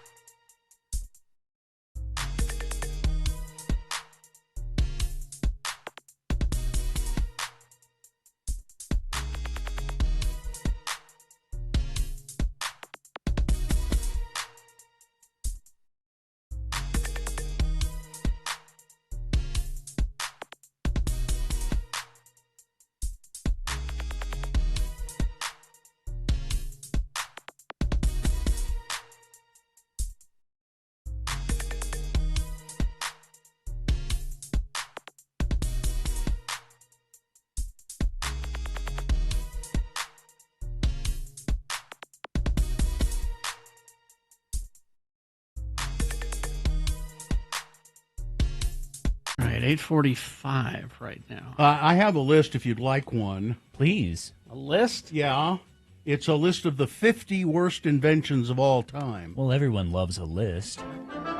It's Radio from Hell with another list, because people love a good list. X96. We might have done part of this list at one time. There's 50 things on it. But I don't remember. I don't remember. We did. Okay. I don't remember, but I don't remember some of these, so I think we didn't do all of them. Right. Like Olestra. Okay. What's Olestra? You don't remember Olestra, I guess. No. A fat substitute, which was developed by Procter & Gamble, that was approved by the FDA in 1996. And it was a fat substitute that you could fry your potato chips and Fritos and all of that kind of stuff in Olestra, and they would have like almost no calories. Okay. What was bad about it? It gave you diarrhea. Yeah, that was a slight. It gave everybody. Everybody? About half the people who tried. Some people tolerated it fine. I mean, it worked well. Sure. It worked well. But Yeah, it cleans you out. Also gave you, It was unable. The reason it worked so that it didn't add extra fat to your body is that it was not absorbable by your body. Yeah. I would argue that's a feature, not a bug. Subsequently, it just kind of shot through you. Yeah. And so Leakage. Let's see. This one, now I don't know what this is. Smile Checks. The inventor, checks. the Keilan Electric Express Railway. In 2009, a Japanese company called the Keihin Electric Express Railway thought it would be a good idea to make sure all of their employees were happy in the morning. And they started monitoring their smiles in the morning using software. Okay. The software analyzed their smiles, eye movements, and lip curves to rate expressions on a scale of 1 to 100. What? So you had to be smiling, and they actually had a little device that would measure your smile, and if it wasn't good enough, That's a way to not get people That's to smile. frightening. I Yeah. like this. I think we need this here. I think everybody's a little too gloomy. no. No? No. No smile checks at the front office? Hoverboards. Which were never a thing. Well, but what they're talking about are the things with the wheels on them that don't, you don't have any handles or anything. You just have to balance on them. Yes. Okay. And then there are some I've seen. There's one guy that whips around town on one that just has one big wheel. Yeah. And he stands on either Those are side cooler. of it. It looks cool, but it's got to be about as dangerous Yeah. as can possibly be. Those hoverboards, excuse me, first came out like about the time I graduated high school, and I remember like a kid in church always had one and would ride it around in church, and nobody stopped him. He would hit people's ankles. He would, So the much reason chaos. that first iteration of hoverboards was, and that's what they called them, Yeah. hoverboards, was particularly bad because they caught fire and exploded a lot. I remember that. Yeah. I guess they've worked those bugs out. Tamagotchis. Remember Tamagotchis? I've still got one. I'm not sure why this would be considered one of the worst inventions. The sound that they make to people who don't participate in them is why. That's my guess. Because they scream, and if you are not the person who is actively using them, that is very annoying. I know this because my dear wife recently got like a throwback one, and we remembered immediately why they were so annoying. Well, but it seems to me that the really bad thing about it, and that's what they're intimating here, is that you give them to kids, Yeah. and usually they don't take good enough care of them, and then they die. Yeah. Well, you reset them, so they don't die, but so Yeah. it's everlasting life. You resurrect them. You start over. Mm-hmm. Yeah. It's basically a game that you try to keep going as long as possible. And The if it resurrection. I've got one that's R2D2, and I've been meaning to start it up, but Yeah. every time I think about starting it up, I'm going like, oh no, that's a commitment. I know. It's a pain in the ass. Not going to do I that. remember kids in junior high would, during lunch, sit in the bathroom playing on their Tamagotchis. Really? Yeah, that's what they were doing. Let's see. They were. Leaded gasoline. Now, introduced in the 1920s, was initially seen as a breakthrough, reducing engine knocking in cars. However, it was later discovered that it was extremely hazardous to human health. Yeah. The lead released from vehicle emissions caused widespread air and soil pollution, and it caused neurological and brain development damage. And I've maintained, you've heard me say this, that I'm pretty smart. I'm a pretty smart person. But I would be a genius if I had not grown up in the era of leaded gasoline. I think it probably knocked my IQ down about 50 points. Feels a little irresponsible to put Tamagotchis in leaded gasoline. How about this? Well, how about this one though? Crinoline. Crinoline? I don't know what crinoline is. Crinoline is a stiff, structured petticoat that women in the Victorian era wore with their corsets. It was designed to make their skirts look more voluminous. Okay. Oh, I see. So that they put on the crinoline and they put the skirt over it so it would puff, be puffed out. It was a fashion at its most uncomfortable, and it made daily tasks like just moving or walking more difficult. Sure. And it was a safety hazard because women often tripped on their own crinolines. Let's see. That's a real throwback. It's kind of like a hoop skirt is what Kate hoop skirts. Agent Orange, well, I don't think we have any disagreement there. Oh, that's Tamagotchis and Agent Orange in the same list? How about this on the same list? Mother's Day. Okay. A bad invention. A bad invention. Okay. Mother's Day is a widely celebrated holiday. However, its commercialization has overshadowed its original intent. Anna Jarvis created this day to honor mothers, but the holiday quickly became associated with buying cards and gifts. Name a holiday that hasn't turned into that. Anna Jarvis spent much of her later life protesting the commercialization, saying, "I wish I had never, ever said Mother's Day." Okay. All right. Selfie sticks. Yeah. Right. Cryptocurrency. Cryptocurrency is the worst invention ever. Child beauty pageants. Yeah, that's bad. Honegar. Honegar. It's a blend of honey and apple cider vinegar, a drink popularized in 1959 by Dr. DeForest C. Jarvis. He said it was a cure-all for everything. No. It's not. No. And It's like people who drink apple cider vinegar now. It's not doing what everyone says that it's supposed to be doing. And it just upsets your stomach. That's all it does. Yeah. All right. Is child beauty pageant an invention? Was there a scientist out there at a desk drawing up blueprints Apparently. for children's beauty pageants? There must be, because it says here it's a terrible invention. I rebuke this list. This feels all over the place. Okay, I'll delete it. Okay. just so we don't do it yet again sometime in a year from now. It's funny because the child beauty pageants, my niece was in one once. Yeah. Mm-hmm. And that was that's a strange culture. Yeah. Yes, oh, it is. yeah. The people who are involved in that. But you know what's funny is that after that, she has absolutely no interest in it. Mm-hmm. Which is good. Which is good. Exactly. I'm glad. There's a 10-year difference between me and my baby sister, and she did cheer growing up, and it was kind of the same thing. So when she was like 6 doing this, I was 16, and I felt uncomfortable showing up to those things. No, my baby sister's here. I'm here for my baby sister. I'm here. It's a very strange culture. The people that are in that, oh man, it's like some kind of weird cult. Yeah. It's just frightening. It was at a hotel in Los Angeles. I just sat at the bar and drank. I didn't want to participate at all. I'm here for my niece. I'm here for my niece. Here for my niece. Well, there you are. I'm deleting it. All right, delete that list. We hope you'd enjoyed another list with Radio from Hell on X96. Fitbit and other smartwatches have made us our own Tamagotchis. That's a good point. Reminding us to walk and drink water. Yeah, I mean, you could say that we just replaced the Tamagotchi with something else. Yeah, I did Fitbit for a while, and you become sort of a slave to it in a way. You know, I've got to watch my steps, and I've got to.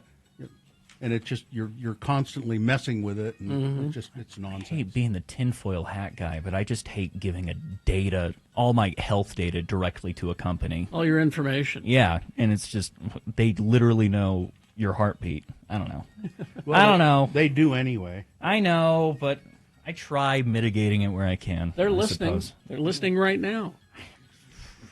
Look, it's not. I'm fighting it battle by battle. Okay, I'm losing this war. One battle after another. Yeah, good plug. That is a movie going on right now. You're welcome. All right. Traffic, please. Traffic. There is still that incident in American Fork. Crash on I-15 southbound, northbound I-15 at the crossing of Pioneer Crossing. As Texter Inner said earlier, that was a motorcycle crash that UDOT is reporting is blocking the right shoulder, but I'm not seeing any other unusual things out there on the road. But 33986 is where you can text in that traffic. It's all brought to you by Haster Games. For board games, Magic the Gathering, Pokemon, miniatures, dice, paints, and much more. Visit Haster Games at 6831 South State or hastergames.com. All right. Thank you. KXRK Provo. Well, after these messages and a song, it's the Boner Recap game. Easy to play the game, easy to get the prize.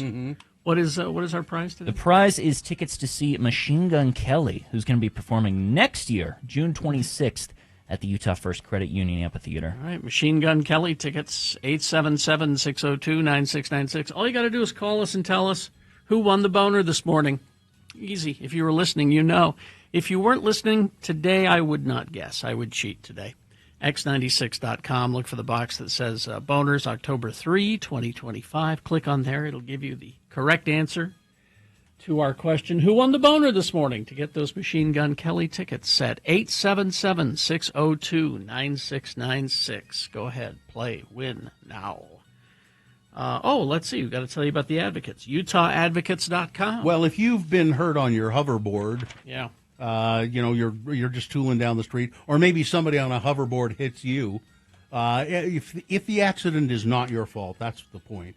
Then you should contact the Advocates for sure. And if you're not positive, find out. The Advocates can help you determine whether you have a case or not. Oh, yeah, they can tell you right away whether they think you have a case or not. And if you have a case, they will take it, and it won't cost you out of pocket anything. Not a dime. And you don't pay them any money throughout the whole process.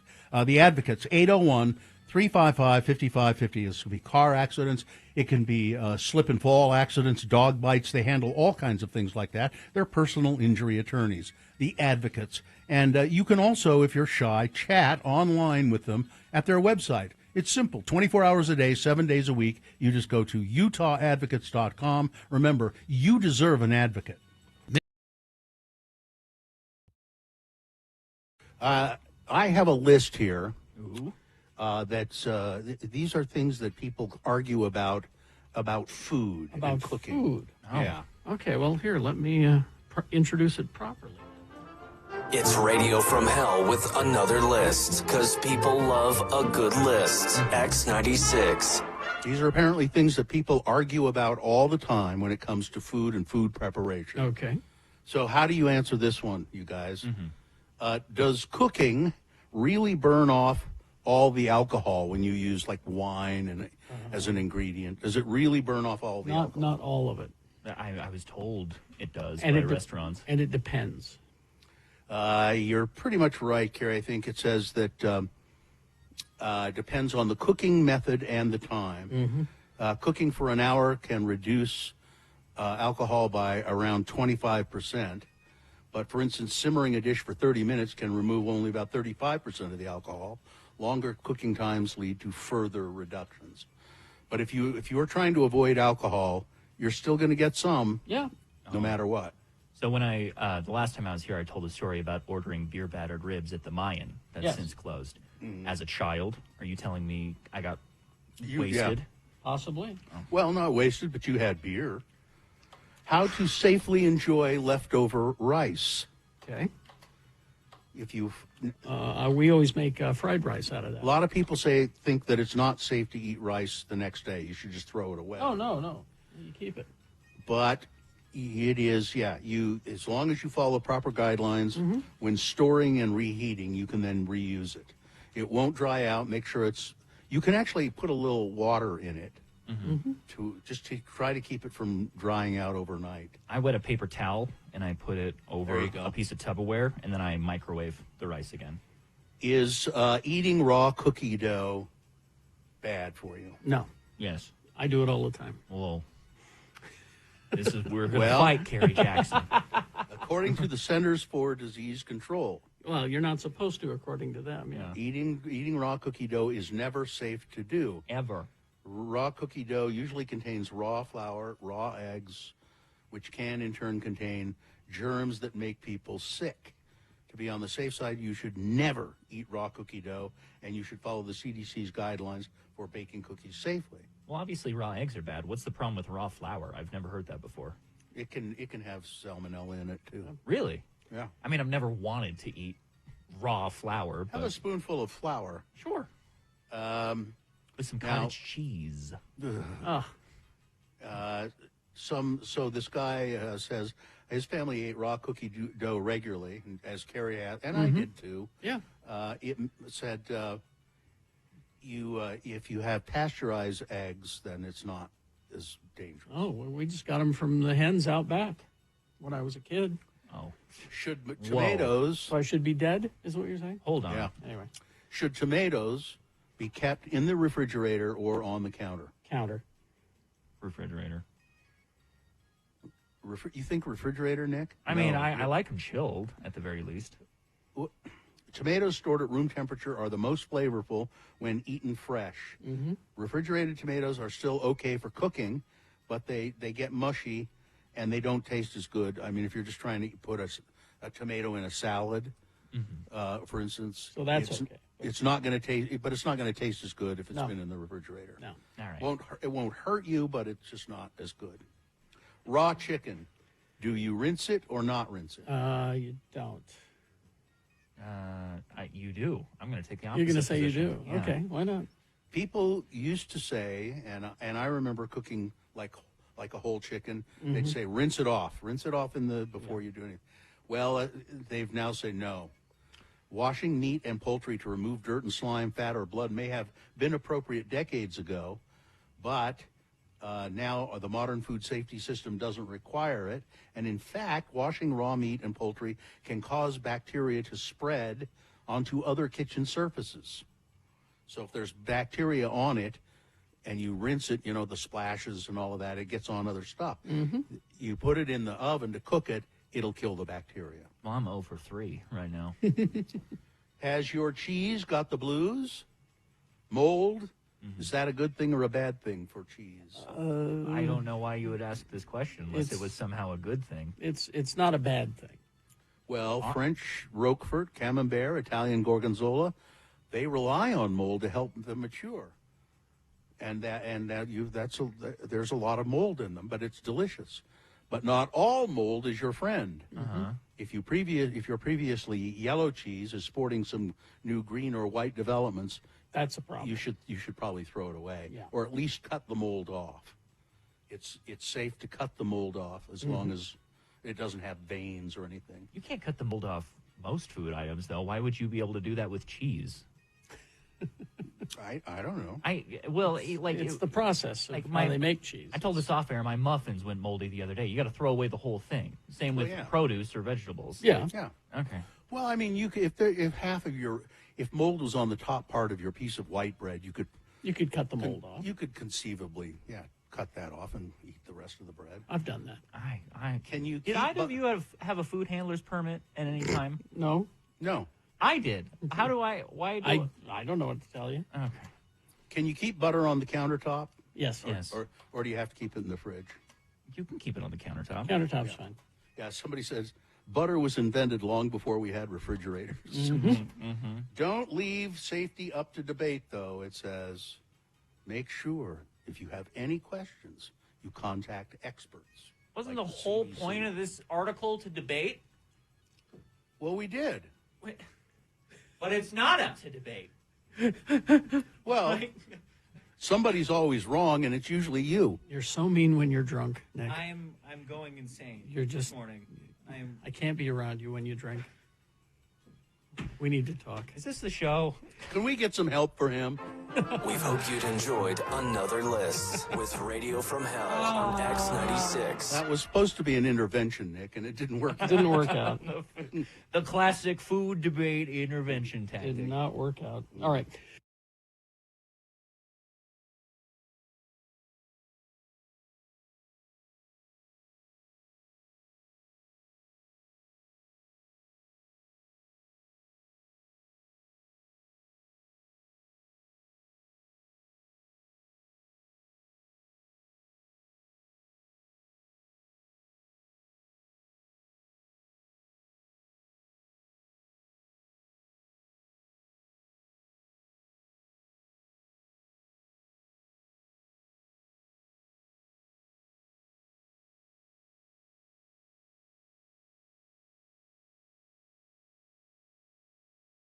Dance along, feel the pride where we belong. Shake the ground, raise your voice strong. Celebrate all night long. Line up, parade, dance along. Feel the pride where we belong.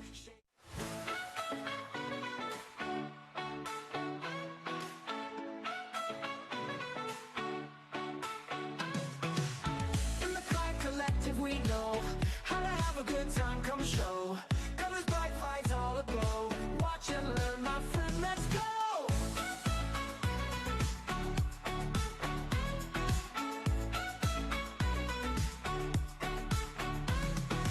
Feel the beat, it's in your soul. Rainbow lights, let's lose control.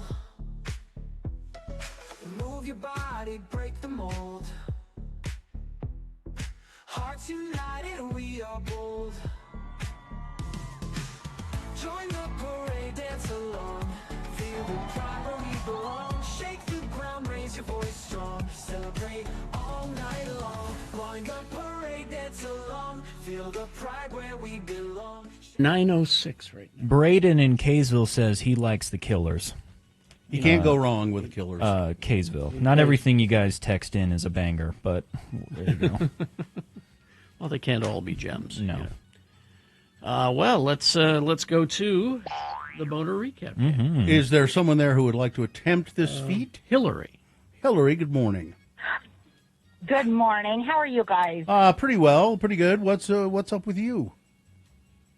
Well, I've been to an estate sale this morning and gotten a McDonald's breakfast sandwich, so I'm basically living my best life. Ooh, excellent. Would you find anything good at the estate sale? Yeah.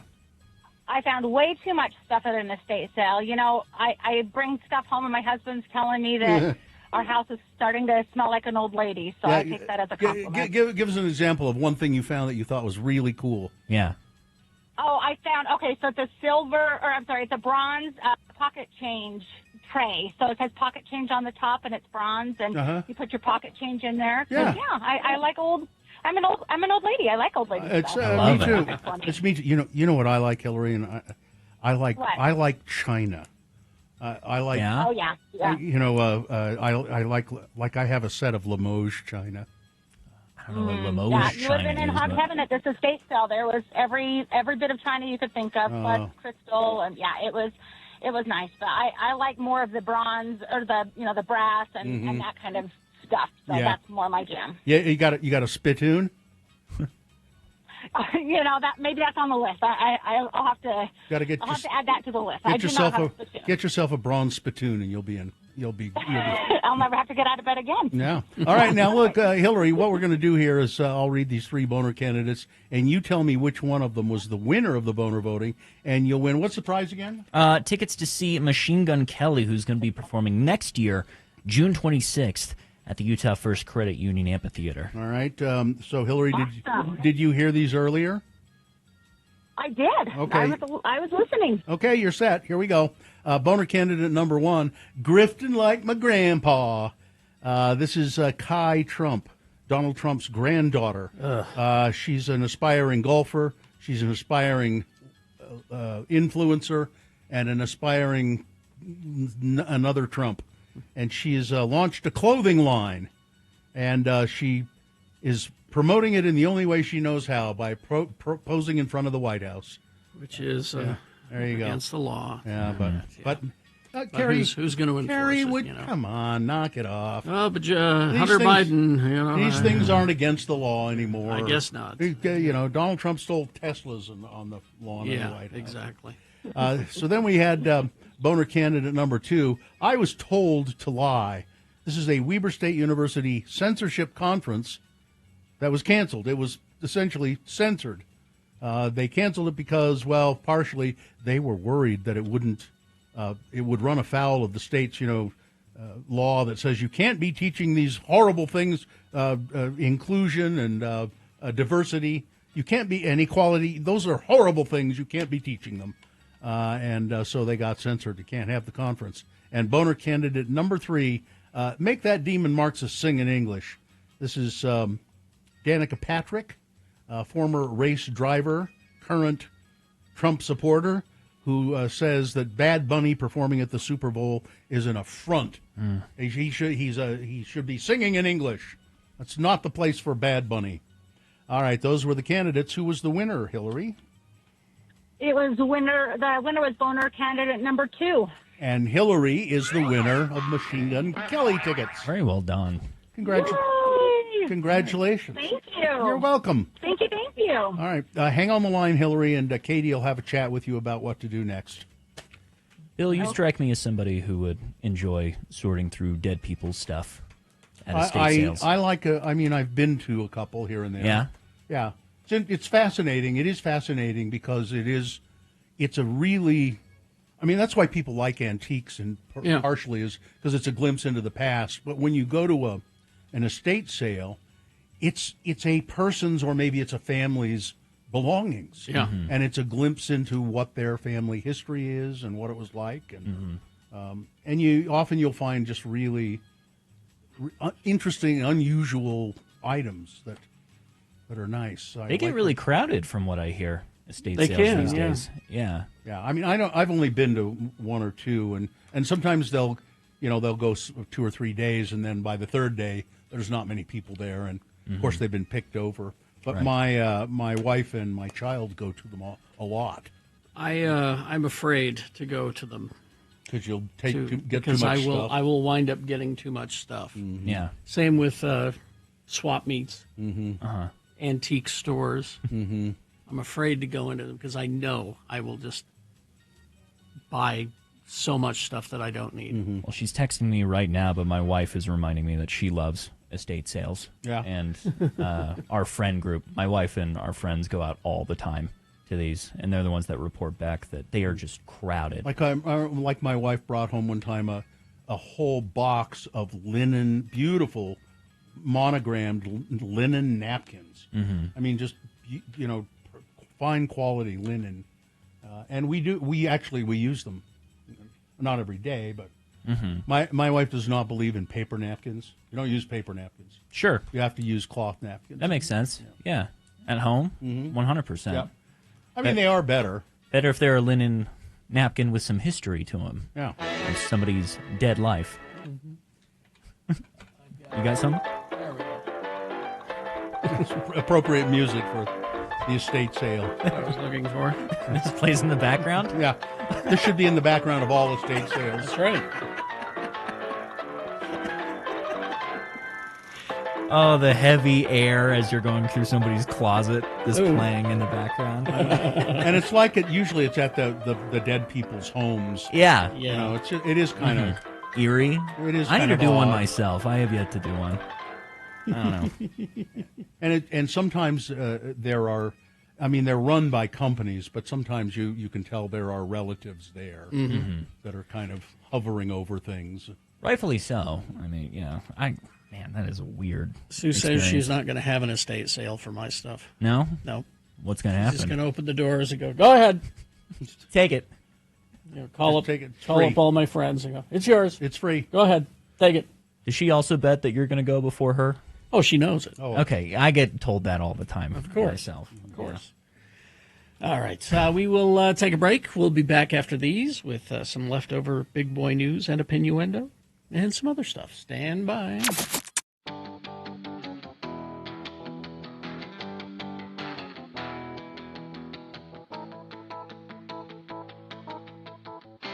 Well, the Republicans are really after me. Me too. I'm getting him too. Well, are you getting this? They Again, want me to run for office? this is the third time they've sent me a text. Really? Utah Republican Chairman Rob Axon here. It says, our party needs your help. No Republican has filed a run against Democrat incumbent Jen Daly Prevost for the state house. January 8th at 5 p.m. is the deadline to file at the Salt Lake County Clerk's office, and we cannot let the Democrat run unopposed. Will you answer the call and serve? See the district map here. I got it for Brian King. Oh, really? Yeah. A GOP chairman, Rob Axon, says, our party needs your help. Me, Gina Barberi. Brian King is not running again, and no Republican has filed to run for the open seat in State House District 23. It seems that I think I also got something from the Democrat, Jen Daly Prevost, saying, I can't find it now, saying that she would really appreciate my financial support. Now, I don't know why. Okay, that's Well, different. you're a registered Republican. Why I don't know. I don't know why she would send that to me. I'm not giving her any money. I'm a Republican. Did you see there's a woman and a Democrat that's filed to run for Mitt Romney's seat yesterday? I didn't see that. Yes. She's, let me find that. And what, so did anybody file to run against Jen Daly Prevost? I don't know. Let's see. Now, as registered Republicans, don't we get to vote in this upcoming thing? Yeah, they're having. Or do we have to go somewhere? We might have to go somewhere, so I don't want to do that. I don't want to do that. It's a presidential preference poll or something. Yeah. World-renowned ski mountaineer, environmental activist running for Utah's open Senate seat. Her name's Caroline Gleich or Gleich. I should probably figure out how to say that. She's running for Mitt Romney's seat. Yeah, I did see that. And she's a Democrat? All right. Okay. She got my vote. Well, I don't need to know anything. Well, I'm sorry, ma'am. I'm a Republican. I can't vote for her. Sure, no, Bill, you can. You can. See, in this state, you have to be a registered Republican to vote in the Republican primaries and things, but Democrats will take anybody. You don't have to be a registered Democrat. And that's why I'm a Republican, because I'm picky. And today's the last day you can register as a Republican to vote I think it was. Oh yeah, today is the last day. Yeah, today.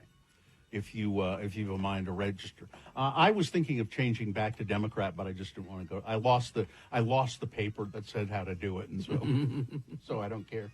I mean, it doesn't make a whole never mind of difference. Really. It does make a difference because you can vote in primaries.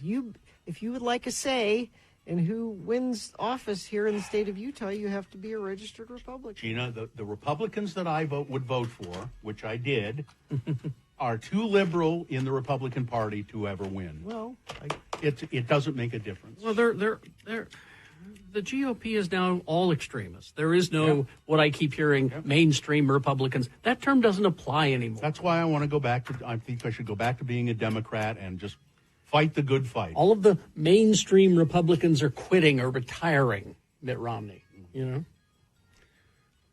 I don't know how this presidential, I think it's in March, the Republican presidential preference, whatever that is. I don't know if you have to go somewhere or. We'll find out. It says here, so you can switch back to Democrat. The Republican Party will not primary this year. They have decided to do voting in the caucuses, so you can't vote against Trump in the primary. Because they know not everyone will show up to the caucuses. Because people are... Yeah, it's only the extremists. Yeah. Or no, excuse me, the Republicans that will go out.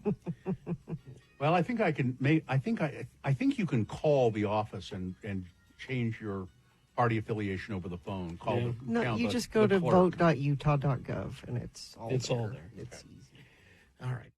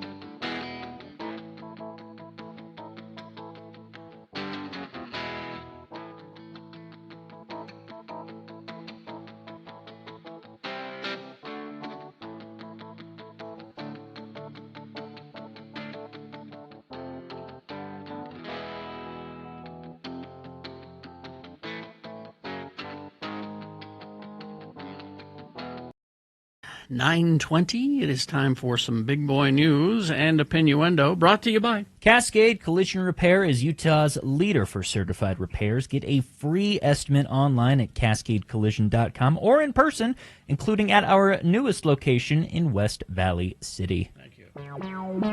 A popular Alaskan climber fell to his death from Yosemite's National Park's El Capitan, marking the third death in the park this summer. Balin Miller, 23 years old, died in a climbing accident Wednesday, his mother confirmed. He's been climbing since he was a young boy, she said. His heart and soul was truly just to climb. He loved to climb, and it was never about money and fame. The death comes on the first day of the federal government shutdown, which left national parks generally open with limited operations and closed visitor centers, according to the National Park Service. The Park Service did not respond to an email requesting comment. It's unclear what staff members remain at Yosemite during the shutdown. El Capitan is, of course, one of the most striking features of Yosemite National Park. If you ever saw Star Trek, is it 5? Shatner climbs El Capitan. You can see what it looks like. Was it 5 or 6? I don't remember, but It was, I want to say 6. We have a picture of it at x96.com/live there. Enormous, sheer granite rock face of approximately 3,000 feet that entices big wall rock climbers from all over the world. If you want to see an incredible movie about El Capitan climbing, you should see the movie. It's a documentary called Free Solo, which Alex Honnold completed the first and only solo climb of El Capitan in 2017. He climbed it without equipment, without ropes, without anything. If you've never seen that movie, I've heard great things about it. I need to watch it. It's just incredible. I've heard it's one of the best documentaries ever. You know how it's going to turn out, Uh-huh. and you still are on the edge of your seat. You should also watch Star Trek 5 because that's It is Star Trek. that is where Shatner climbs it. Yes. Earlier this year, an 18-year-old person from Texas died in the park while free soloing on a different formation, not on El Capitan. I mean, when you climb with ropes and with people assisting you and all that, it's generally fairly safe. Mm-hmm. It's difficult to do, but it's pretty safe. You're roped up, and if something goes wrong, generally the ropes will catch you. Yeah. And they can bring you back. Because what did they say? That was like an equipment malfunction that he experienced? The kid who died? It says it's unclear exactly what happened. His older brother said Balin was lead rope soloing. That's a way you climb up alone while still protected by a rope. Mm-hmm. So you're going up, and then you set the way for the next person to come up.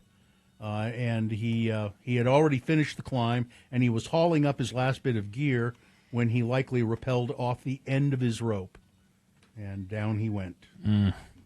That's I tried a little bit of climbing for a brief time with my friend Jeff Maudlin, who's a very good climber. He's done a lot. I think he's climbed El Capitan, as a matter of fact. But I tried a little bit of it. A, it's just incredibly hard. Yeah. And B, it's scary. You got to be lightweight and tone and all hell to do that. If you're wiry and it's Which all of my buddies are, and they all climb. I've been invited, and I'm like, no, I'm good. When I met Sue, she was climbing. Yeah. And I'd like to think that I had some sort of effect in her not climbing anymore. Yeah? Yeah.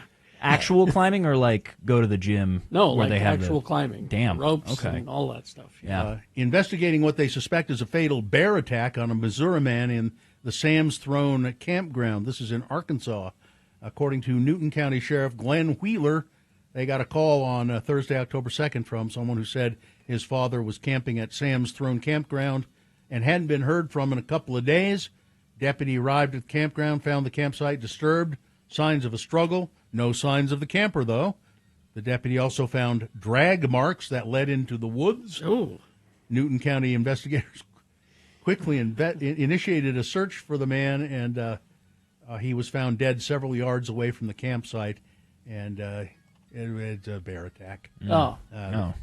The family of the dead man told investigators that he had sent pictures of a bear in his camp on Tuesday morning. Sheriff Wheeler said, based on the photos, it appeared to be a young male bear. And I always think of the Werner Herzog Grizzly Man documentary. Oh yeah, that's rough. I have seen that. And he was back on. He was back on the Conan O'Brien podcast recently, and again he reiterated, "Tell everybody." He said, "Tell everybody your favorite show is," because I love it when you say it. I love Here Comes Honey Boo Boo. Here comes Honey Boo Boo.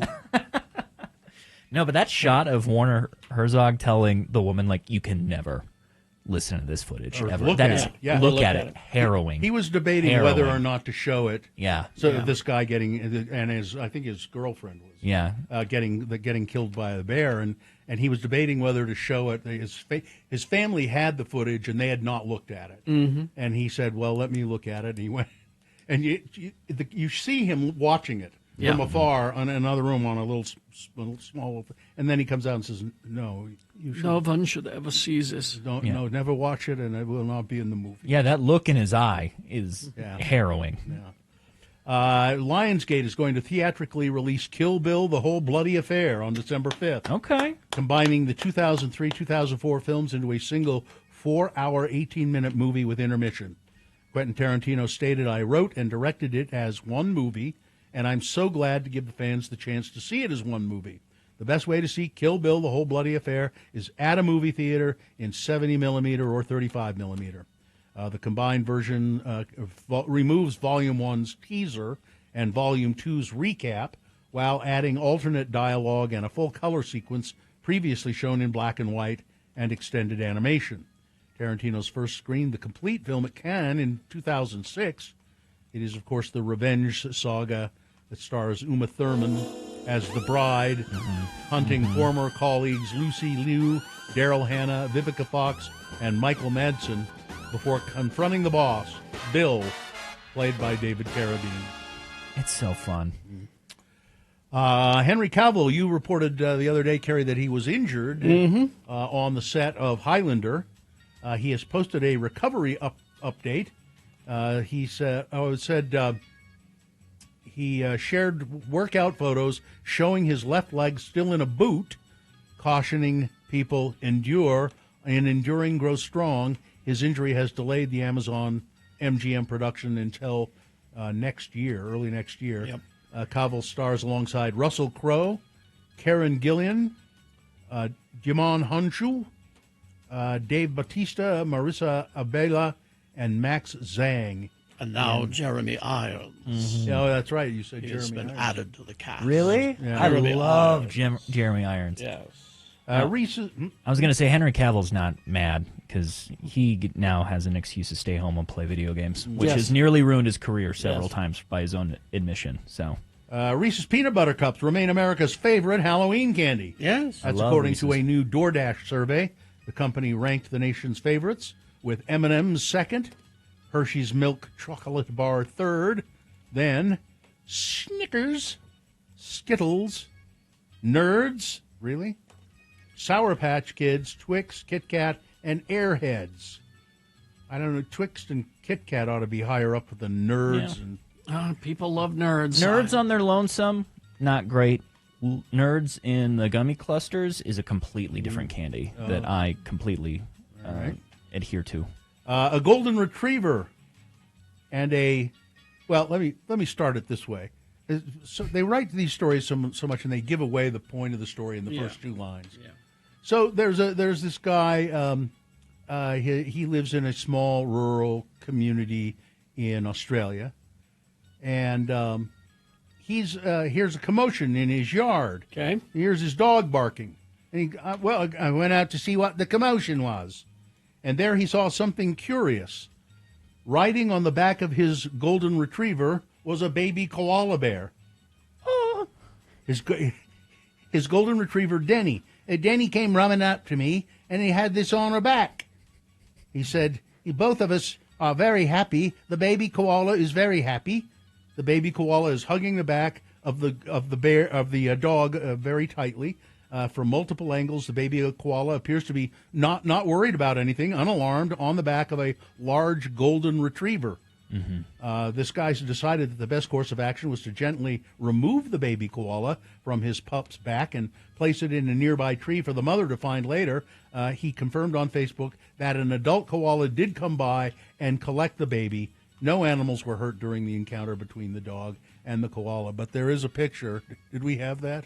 I don't know. I hope so. There's a picture of this little koala bear riding on the back of I've seen the picture. golden retriever. And it's as adorable as you would think. Yeah.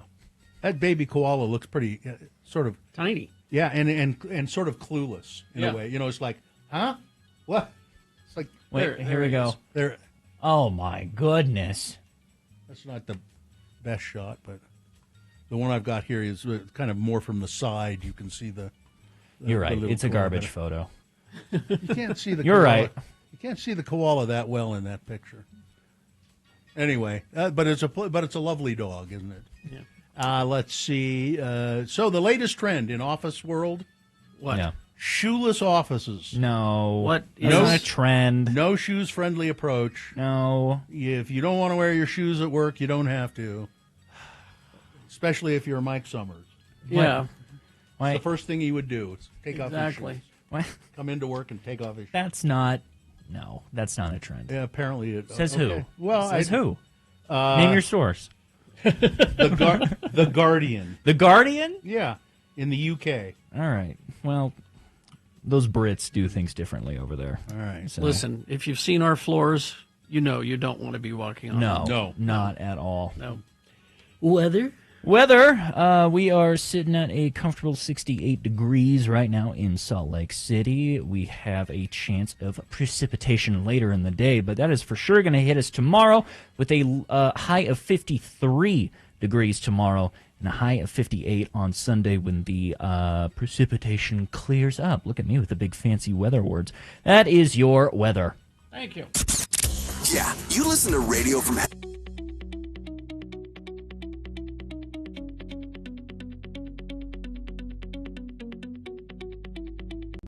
You know, you can DoorDash Larry H. Miller Megaplex. Megaplex Yeah, popcorn? gigantic tubs of theater popcorn. That's kind of fun if you're having a family movie night. Too.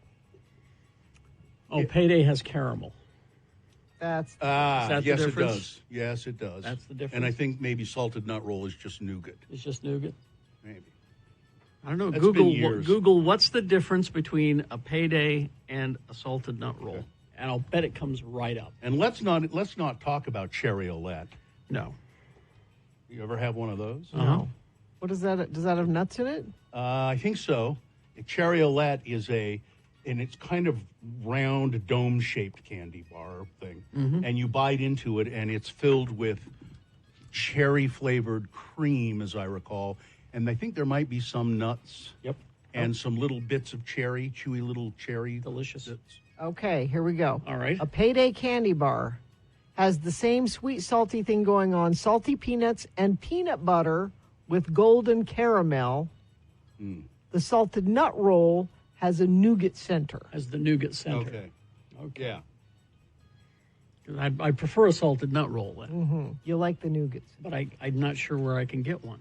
Anytime I they go have look them, at the I candy bars, I don't see them. They're not the most common, but I'm sure I you see can the get Payday all the time, but I don't see the salted nut roll. Who makes the salted nut roll? Does it say? Let's see. Is it like M&M Mars or some big company? Pearson's candy. Pearson. See, that's why I don't see it as much. Yeah, I just looked up cherry Olette. Yeah, it has the cherry cream and little bits of chewy cherry inside of But it. no nuts are involved. I don't think so. I can't. We're I'm talking, just looking we're at a talking picture. nut-specific candies And here. again, we really have to apologize for getting so political with this. I know, right? A Payday is a Baby Ruth without chocolate. Okay, caramel and nuts. Yeah. And the Cherry Olette is also known as Big Cherry, right? Um, Because I'm looking at the package and it says Big Cherry on it. well, the only ones I'm seeing here are cherry Olette.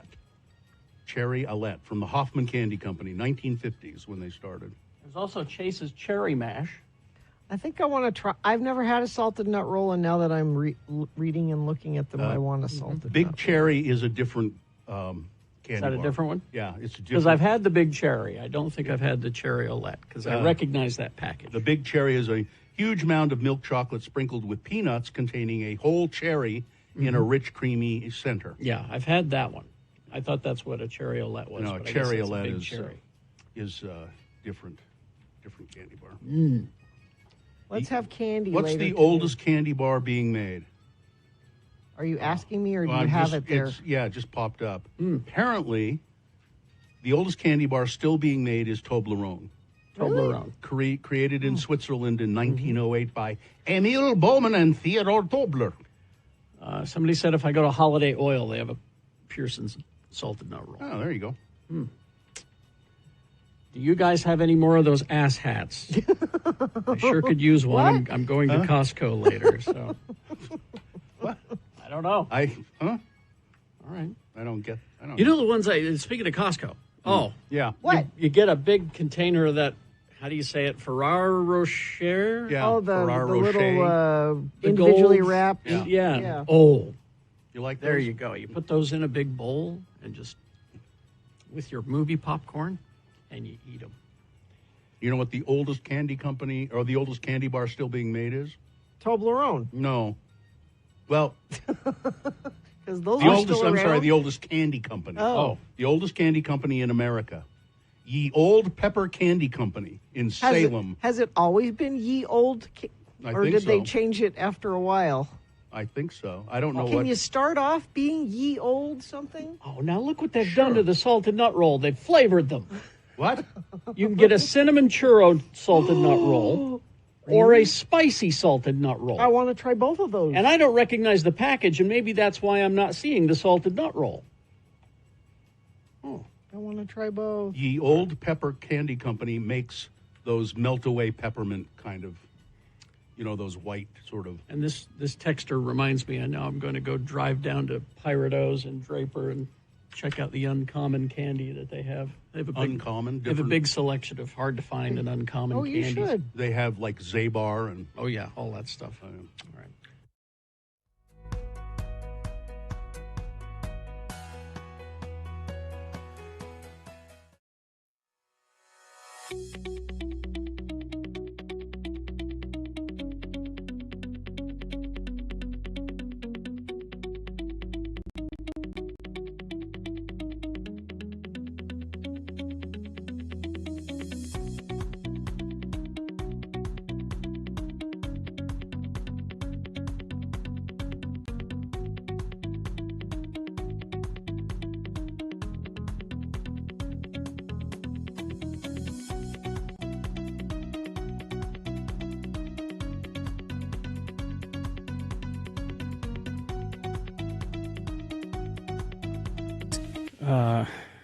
So I've been going through a bunch of lists, and and nothing is really hitting, jumping out at me. No? Yeah, like I thought this one would be good. Okay, 21 healthiest candy bars, No, who wants a healthy candy bar? and they're all brands you've never heard of. Yeah. Oh, really? Yeah. No, nah. 24 ways people waste money. Well, I could. I mean, how do people do that? There are way more. I mean, ways. exactly. It's such an obvious list. Yeah. So, But then, yeah. speaking of having the babies, Yeah. 12 questions responsible adults ask themselves before deciding to have a baby. Well, that happens more often And than not. I'm like, well, first of all, most of the parents I know never bothered to think of these things. No, No, I didn't. They just went, oh, we're going to have a baby, and it's going to look just like both of us. And that's the thought. That was Hopefully. it. That was it. You Sure. know, that was all the thought that went into it. And, yeah, so it's... So nothing? Not a good list? I mean, it's okay. It's not great. All right. I have a Werner Herzog story. Sure. If you want that. He was, so when we were talking about him just a second ago, just that, here comes Honey Boo Boo. So if you look at Werner Herzog's career, Yeah. he's done hundreds of movies, documentaries and fiction, and he's acted in many movies. He's been in Star Wars. Star Wars, right? He was in The Mandalorian. Yeah. And he's just a very unusual person. And very, but really talented. And we were talking about Grizzly Man, a documentary that he directed. He seems to be attracted to danger. Herzog does. In 2006, he was shot in the stomach while he was on Skyline Drive in Los Angeles. Okay. He'd been giving an interview about Grizzly Man to Mark Kermode of the BBC. Herzog continued the interview without seeking medical treatment, stating, "It doesn't seem to be significant." Wait, who shot him? Well, the shooter later turned out to be just a crazed fan with an air rifle. Regarding the incident, Herzog later said, "I seem to attract the clinically insane." No. But I saw that in but I really wanted to. He did he was in a documentary. He was the subject of a documentary. Yes. Directed in 1980. Do you know about this? I don't know the name of it. But Directed by Les Blank, and it's called Werner Herzog Eats His Shoe. Okay. What happens in that movie? According to Herzog, he made the vow to eat his own shoe to encourage Earl Morris, who was then a graduate student at University of California, Berkeley, and who's gone on to be a great documentarian himself. To complete his film, Gates of Heaven. At the time, Morris was having difficulty finding producers to fund the project. In Herzog on Herzog, he recalls telling Morris, "Stop complaining about the stupidity of producers. Just start with one roll of film tomorrow, and the day I see the finished work, I'm going to eat my shoe." Okay. So he didn't think Morris would ever finish it, but he did. But he did. And so he did, in fact. Werner Herzog cooks his shoe at the restaurant Chez Panisse in Berkeley. Wow. He claims the shoes are the same shoes he was wearing when he made the bet. He was assisted by chef Alice Waters, who's very famous. Okay. The shoes were boiled with garlic, herbs, and stock for 5 hours. Wow. He is later shown eating one of the shoes before an audience at the premiere of Gates of Heaven, the Earl Morris documentary that got finished.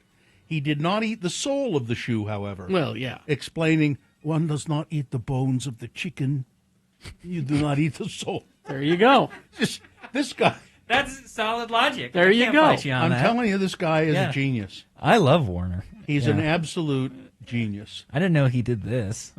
What was there any appetizers with the shoe, or no, was I it think just the shoe? He just ate the shoe, and he ate the shoe leather. Okay. That had the whole had the hell boiled out of it. They featured it. It's a very short. It's a 18-minute documentary, and it's got little clips in it of the famous Charlie Chaplin. Yes. The Gold Rush. I knew he would reference that. Where he was eating his shoe. Charlie Chaplin ate his shoe. And it's interesting that when you see Charlie Chaplin eat his shoe, now he used a prop made of licorice that looked like a shoe, but he does it in such a great way. It's just like it's the most. He's out of all of his food. He's trapped in the Alaskan wilderness, and but he eats it like it's the most wonderful piece of delicacy that he's ever had. Charlie Chaplin. My sweet wife, I just watched my documentary, Werner Herzog Eats His Shoe. You must never see this footage. You must promise me to never watch this footage. So if you guys are not familiar with Werner Herzog, just kind of seek him out. And there must be a joke about shoestring potatoes in here. There must. Yeah. He's the one who his voice is who I can't remember the actor's name in Captain America: The First Avenger, Red Skull, Mr. Anderson, that actor. I forgot his name now. Hugo Weaving. Hugo Weaving, just doing an impression of Werner Herzog is how he did it. And then when he was on The Mandalorian, Jon Favreau was saying, "Yeah, we're going to CG Grogu." We're going to use computer graphics to make so. Just pretend that you know. And Werner Herzog said, "Don't be a coward. Embrace the puppet." So they do now. Yeah, they don't CG Grogu. Yeah, I mean, because of Werner Herzog. I've only seen the first season of that, and but I was impressed with the fact that they didn't use CG. He wasn't wrong. It worked out great. Don't be a coward. Well, it's like my kid who's into all of that kind of stuff, building haunted house props and all that. He thinks all movies should be practical effects for the most part. I agree. Rather than computer generated. Well, let's be honest. There's some things you can't do with practical Of effects. course, but bring them in when you when need you can. Yeah, when you can though, have a physical prop. Yeah. Let's see, 9:45. Let's take a break. We'll be back after these messages and a song with the boner of the week. Stand by. Win. We had a terrific lights, camera brunch yesterday at Squatters. Our guests were excellent.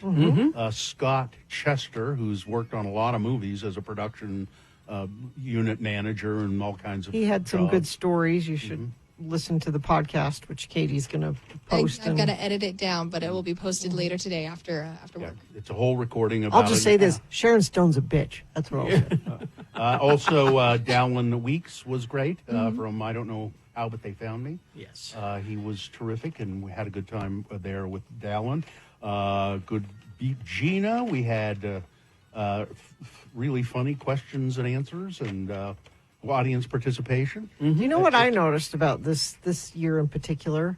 Lots of parents and their kids were there. Well, it was nice that And- it was finally an all ages event. But I mean, even they were Has like, it not been in the past? No, that used to be a 21 and older bar, Yeah. as Squatters had it, but it actually turned into a restaurant this year. Oh, it did? Yeah, and so that's Great. why we were allowed to have under 8 or non-21. but lots of multiple people came up. Whole families would come up and say, you know, I've listened to you since KJQ, and now my kids have grown up. And even like third generation, I talked to a couple people who said, and now my grandkids are listening to the Radio from Hell show. And we So got, nice and to then meet people brought us presents too, which is really. You don't have to do that. Yeah, you do. No, I you listen. don't. I enjoy getting the presents. That's great. But the more you bring, the better. Even Vax got a present. Yeah, what did he get? Vax has a fan Your dog. club. Apparently, yeah, Vaxodan, my dog, has a fan club now of 2 dogs, Luna Lovegood and Lily Potter. Oh, cute. Right. And they even made him this precious little bandana that says Vax Radio Lab, and it has dinosaurs on the other side. Oh. He wore it to work today. Yeah, he's been wearing it around because it's really cute. Plus, his birthday's on Wednesday, so. Cement Dave and his wife were there. They brought soap. Mhm. The radio the from Hell. unofficial Radio from Hell soap. Yes. And it's very nice soap. It's that glycerin based kind of soap. And then somebody, who gave us the Christmas ornaments? Michelle? Yeah, I think it was Michelle. Yeah, Michelle. We all got one. Yours broke. And then yours got knocked and off mine the got table. knocked off the table because It's a Santa. It's a black Santa I don't know if Claus. Cement Dave wants me to actually tell you this, but I'm going to anyway. He already has a new one on order for you. Oh, well, thank you. Oh, that's nice. That's nice. He showed me a picture I was of going it to offer before I you left. mine, but yeah, it was very sad to see it get knocked over and broken. Who brought? Now who gave No, us this I've been trying to remember the name of the woman that brought us the candies, Carrie. Do you remember? Because you were right there. remember. I want to say it started with an L, but I don't Is want to this be all rude. candy? There were so many people. Yeah. Yeah. So she brought it up. It's from These are all sweets are handmade, fresh, hand dipped, and decorated. Prescription for Sweets, I believe it's called. Prescription for sweets. Yeah. Size, shape, and weight of each piece will vary due to the absence of preservatives in the sweets. Consumed within 2 weeks of being at room temperature. To increase shelf life, refrigerate immediately upon receipt and keep refrigerated for a half hour to an hour before eating. Let them be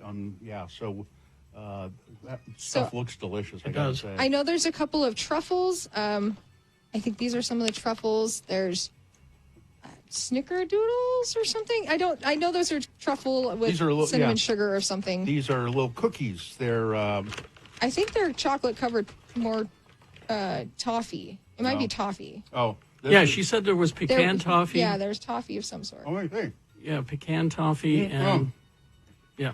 Yeah. Mm-hmm. Or toffee. Yeah. And then there's really I good. don't even know what most of this is, but you guys can Put it in the refrigerator. the one you that would, doesn't please. work. Yeah, what That one right there refrigerator are doesn't you work? talking about? The little one. It still it doesn't work. It I does just still put- work? Yeah, it Okay, still I'll go throw these in there and cool them down, and then you It's- guys can divide them and take them home. It's right next to the microwave, and I check it every morning. It's coolish. Got it. I mean, I wouldn't put anything in there you want to keep safe. My God, this is good. It is. Oh, yeah. But I will get the podcast posted as soon as possible, and we'll get the videos and pictures all posted with it again as soon as I can. I'm a one-man band when it comes to editing that part and getting it all posted. It's so. a lot of extra work for Katie. We appreciate it. I also have to go find and track down the person that has all of our photos. And it's over an hour long, I would think. Yes, it was. I think we cut it at about an hour and 15, and I did start the recording early, as always, to make sure that I get all of our fun little intro stuff going on. So I know I've got a little bit to cut down, but we did pretty good, and it was pretty fun. We start with Jimmy Santangelo doing a special toast and opening a bottle of champagne to start the show. I hope you liked that I replaced your champagne with mine because I wasn't allowed to drink yesterday. It's Amanda, a.k.a. Prescription for Thank Sweets. you, That's thank it. you. Thank you, Amanda. Delicious stuff. Yesterday was so much fun. Love you guys. Thank you. I'm looking forward to the podcast posted as my wife and I had difficulty hearing upstairs. Oh. Still a great show, though. Thank you. You know, we had like 300 people there. Yeah. There's a lot. And every year we have some sort of technical difficulty. It was pretty smooth this year, but yeah, it is hard to get the same sound everywhere in that room. Mine and Carrie's biggest issue was actually kind of working this year, which was kind of amazing. I was amazed at how smoothly it went. Yeah. So Guess we should have turned it up a little hotter upstairs. I'm sorry about that. You know, if that ever happens, just come yell over the balcony at us, and I'll make sure to turn what? I Yeah. can't hear what you're saying. Exactly. So yeah, extremely successful event, and the chocolate covered toffee's good too. you can eat it all. Yeah. Churro toffee, pecan toffee, caramel marshmallow, heart-shaped chocolate covered caramels, and chocolate truffles. Got it. Okay. That's what you've got there. Beautiful. So delicious. Give me those. I'll put them in the fridge. See, I thought it was the same person who gave us pecan toffee at the road home, but it was a different because the pecan toffee I had at the road home was delicious. That's right. That's right. But I can't wait to try this. It's going to be great. The chocolate one is maybe a little too over the top. And of course, thanks again to Squatters for hosting us. That's a great room to do that show. Because of the upstairs, we can it's fit so more nice. people in, so you can look down and they had the bar open. Yeah, thanks to Mr. and Mrs. Cement Dave. Georgia loves the soap. And I'm really happy that somebody kept supplying me with Bloody Marys. I don't know who did it, but Pretty sure it was Nick. Zach got me one, and then Nick. I think it was just Nick who just continued to do it. He knew. He knew.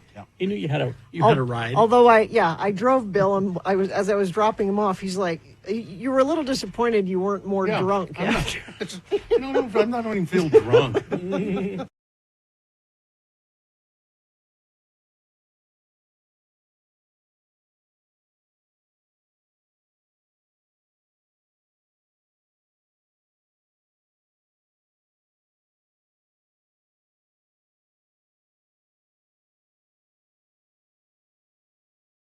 I'm not familiar with that song. No. Never heard that. Hey. Okay, it's 9:53, and it's time for Boner of the Week. Dave the Flower Guy is here. That's why he's here. Hi, David. Hello. Hey, what are you gonna do exciting this weekend? You know, shrugging is not really on the radio. It's not a. Nothing. You what? Nothing exciting. Nothing exciting. That's an exciting weekend to me. Yes. Yeah. I think you ought to go whitewater rafting. Uh-huh. Okay, never mind.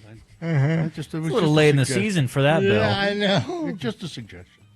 Dave is the flower guy. You see him around town on his tricycle. Yeah. And he's got flowers with him usually, and you should buy them from him. And it's how he makes a living. And he's a good guy and deserves your attention. Dave has been selecting the Boner of the Week for us for about 25 years now or something like that. And we're happy to have you here and happy to do it. Are you ready to go? Yep. Okay. Let's start with Boner candidate number one from Monday, of course. It is, let's see, an important warning from someone who has no idea of what she's talking about. That's Nancy Mace. Lacking any medical expertise, started talking about Tylenol causing autism. And women should not take Tylenol because it causes autism. And she is now sure of that, and she knows. And she compounded her mistakes by saying that pregnant women should actually take ibuprofen. Which is really bad. Really bad for you. No. That's Boner candidate number one. Number two, Man, she really is a bitch, isn't she? That's J.K. Rowling. Emma Watson talked about J.K. Rowling and said, we had a great relationship. I enjoyed working with her. I found her to be a perfectly lovely person for the most part. I don't agree with her views on trans people. And apparently, Rowling, I mean, she just, at any opportunity, rails against the trans community. All the time. And Emma Watson said, I don't understand that, and I don't have anything negative to say about the trans community, but she could still be my friend, I suppose. And J.K. Rowling just tore into Emma Watson. 700 words screed, talking about how naive and stupid she was. And Emma, I would rethink that idea that maybe you could still be friends. Boner candidate number 3 from Wednesday. A Ted Cruz gaffe, or was it? Capitol Hill Senator Ted Cruz yammering on. Most people thought it was some kind of a gaffe, but he said, you know, we need to stop attacking pedophiles. What? We need to stop attacking pedophiles. They say he probably meant we need to stop. I can't even think pedophilia, of it. but I don't know. Anyway, that's Ted Cruz. Boner candidate. I'm sorry, it's hot in here, and I've pretty much lost my will to live. Yeah, I know. At this moment, my brain is soup. Boner candidate number 4. These Fox hosts are creepers. Making the untoward comments on Fox News about Barron Trump. He had a date, and there was a little bit of news about that. But then they started speculating. Well, I wonder if he got lucky. You know, I wonder if and the woman on the Fox News said, I wonder if she got a little taste of the Trump cookie. And then Boner candidate number 5 from today. Do we all see the irony here? The horrible irony that this conference at Weber State on censorship was told they can't have the conference. So in other words, the conference on censorship was censored. That was Boner candidate number 5. Which one was the winner, David? Number 2. Number 2. Man, she really is a bitch, isn't she? There you go. Yeah. That's your boner of the week for this week. Yep. All right. That's pretty bad. You have the promo? I have not sussed it out yet, but I'll do that right this minute. Oh, it's from Nick, isn't it? Yeah, it is. Okay, there we go. Sadly. All right. With fall weather now making temperatures drop, stay inside and bundle up with Monday's Radio from Hell show. Well, you're allowed to leave the house. Do people really need to stay home for Bill Frost on TV at 8 o'clock? Well, I would prefer that they give us their full focus, yes. I don't see any reason why people can't take us on the go for Geek News at 8:45. Well, I get very jealous if our audience is doing anything else. Your undivided attention, demanded by Bill. All on Monday's Radio from Hell show, X96. I'm roasting. Yeah, it is. It's we thought that the air or the heating cooling problem in this studio was fixed finally. Yep. And now it's not so much. And all right. Well, lucky you, Nick. You got 4 more hours. Yay! Oh, yay! Well, no, wait. 5 more hours. Don't remind. 3 o'clock, right? I can't do math. No, 2. Oh, 2? I 2 can't. o'clock. You could have convinced me it that's was right. 5. Okay. It'll feel like 5. It'll feel like 5. That's the important part.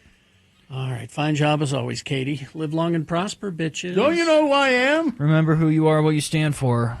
Nick is next. Hey. 1 hour.